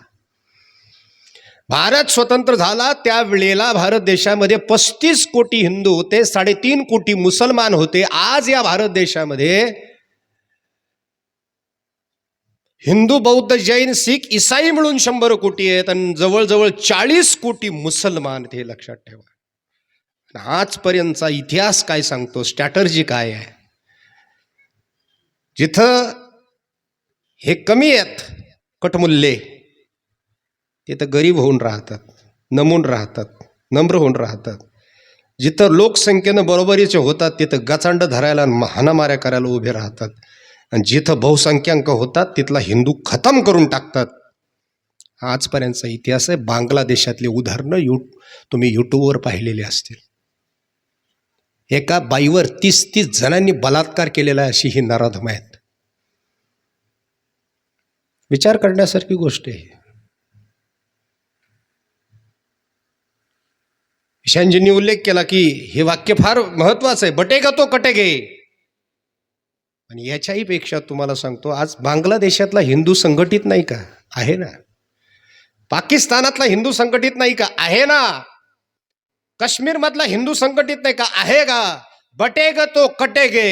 आणि एक लक्षात ठेवा, घटोगे तो भी कटोगे. घटोगे तो भी कटोगे. इतिहास आहे त्याला. आणि म्हणून जास्त बोलण्यापेक्षा माझं आशीर्वचन एवढंच आहे, एका भगव्या ध्वजाखाली एक व्हा, एकत्र व्हा, संघटित व्हा. आणि कृपा करून हे कोणत्या तरी सरकारचं काम आहे, संघाचा कार्यक्रम आहे, कोणीतरी संघाचे वक्ते होते, ते 7 वर्ष प्रचारक राहिलेले म्हणजे काय तुम्हाला सोपं वाटतं का? ते संन्याशापेक्षा मोठं काम आहे. प्रचारकाचं काम हे संन्याशापेक्षा मोठं आहे.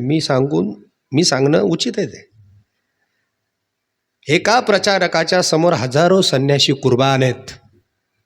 ना त्याचं नाव आहे, ना त्याचं गाव आहे, ना त्याला ओळख आहे. चरे वेती चरे वेती चरे वेती असं अव्यतपणे 100 वर्ष काम करणारा हा राष्ट्रीय स्वयंसेवक संघ आहे. 100 वर्ष. म्हणून आज सबंध जगामध्ये ही सर्वात मोठी संघटना आहे. पण केवळ एका संघटनेचं काम आहे, ह्या स्वयंसेवकाचं काम आहे. टिंगल्या उडवणारी भेटतात आम्हाला, कपाळा गंध लावायला लाजणारी भेटतात.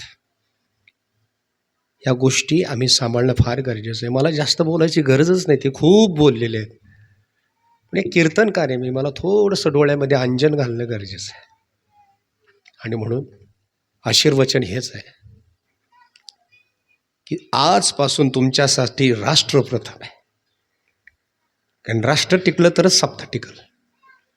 कारण अफगाणिस्तान हे राष्ट्र आपलं राहिलं नाही, तिथं सप्ताह होत नाही, गणेशोत्सव होत नाही, नवरात्र होत नाही, गुढीपाडवा होत नाही, रामनवमी होत नाही, गणेशोत्सव होत नाही. नाही, राष्ट्र सर्वतोपरी आहे. राष्ट्र असेल तर हे मंदिर आहे, राष्ट्र असेल तर नवनाथ महाराज उंच मान करून कीर्तन करील. राष्ट्र नसलं तर काहीच नाही. आजपासून आपल्यासाठी राष्ट्र सर्वतोपरी आहे. राष्ट्र टिकलं तर घर टिकल, बंगला टिकल, गाडी टिकल, मोबाईल टिकल, बायको टिकल, पोरं टिकल, सगळं टिकल. राष्ट्र संपलं, आपण संपलो. म्हणून मी असं म्हणेल, आजपासूनच आपलं जीवन राष्ट्राय स्वाहा, राष्ट्र सर्वतोपरी आहे, नंतर माझ्यासाठी सर्व आहे. आणि माझा हा गुरु, माझा तो गुरु, मी याचा शिष्य, मी त्याचा शिष्य, माझा असा गुरु माझा तसा गुरु आहे. ठीक आहे, चांगली गोष्ट आहे, जास्तीचे गुरु असावेत. पण मी असं म्हणेल, सर्वांसाठी एकच गुरु असला पाहिजे, हा भगवा ध्वज. भारत माता की. ज्या भगव्या ध्वजा करता महाराणा सांगांनी आपलं मुंडकं उडवलं, ज्या भगव्या ध्वजा करता महाराणा प्रतापांनी आपला प्राण दिला, ज्या भगव्या ध्वजासाठी रामरायानं आपलं मस्तक कटवलं, ज्या भगव्या ध्वजासाठी विजयनगरच्या रामरायानं आपला देह विसर्जित केला, ज्या भगव्या ध्वजासाठी छत्रपती शिवाजी महाराजांनी आपला देह समर्पित केला, ज्या भगव्या ध्वजासाठी 40 दिवस भयंकर यातना सहन करून सुद्धा स्वतःचा धर्म बदलला नाही, तो भगवा ध्वज जपण्यासाठी छत्रपती संभाजी महाराजांनी आपल्या प्राणाचं बलिदान दिलं. त्या भगव्या ध्वजासाठी राजगुरू भगतसिंग, बटुकेश्वर दत्त, चापेकर बंधू, या देशातले अनेक क्रांतिकारक, नेताजी सुभाषचंद्र बोस, त्यानंतर डॉक्टर केशव बळीराम हेडगेवार, असे असंख्य वीर आहेत. ज्ञानोबराय म्हणतात, पाहे पा ध्वजेचे चिरगुट राया, जतन करिता कष्ट. ध्वजाचं चिरगुट म्हणजे हा भगवा ध्वज आहे, आणि राया म्हणजे राजा आहे. राजा स्वतःचा प्राण समर्पित करतो, आणि त्या भगव्या ध्वजासाठी आपला प्राण देत असतो. म्हणून एका भगव्या ध्वजाला गुरु मानून, राष्ट्र सर्वतो म्हणून आपलं जीवन समर्पित करा. हेच आशीर्वचन देऊन या ठिकाणी थांबतो. जय श्रीराम.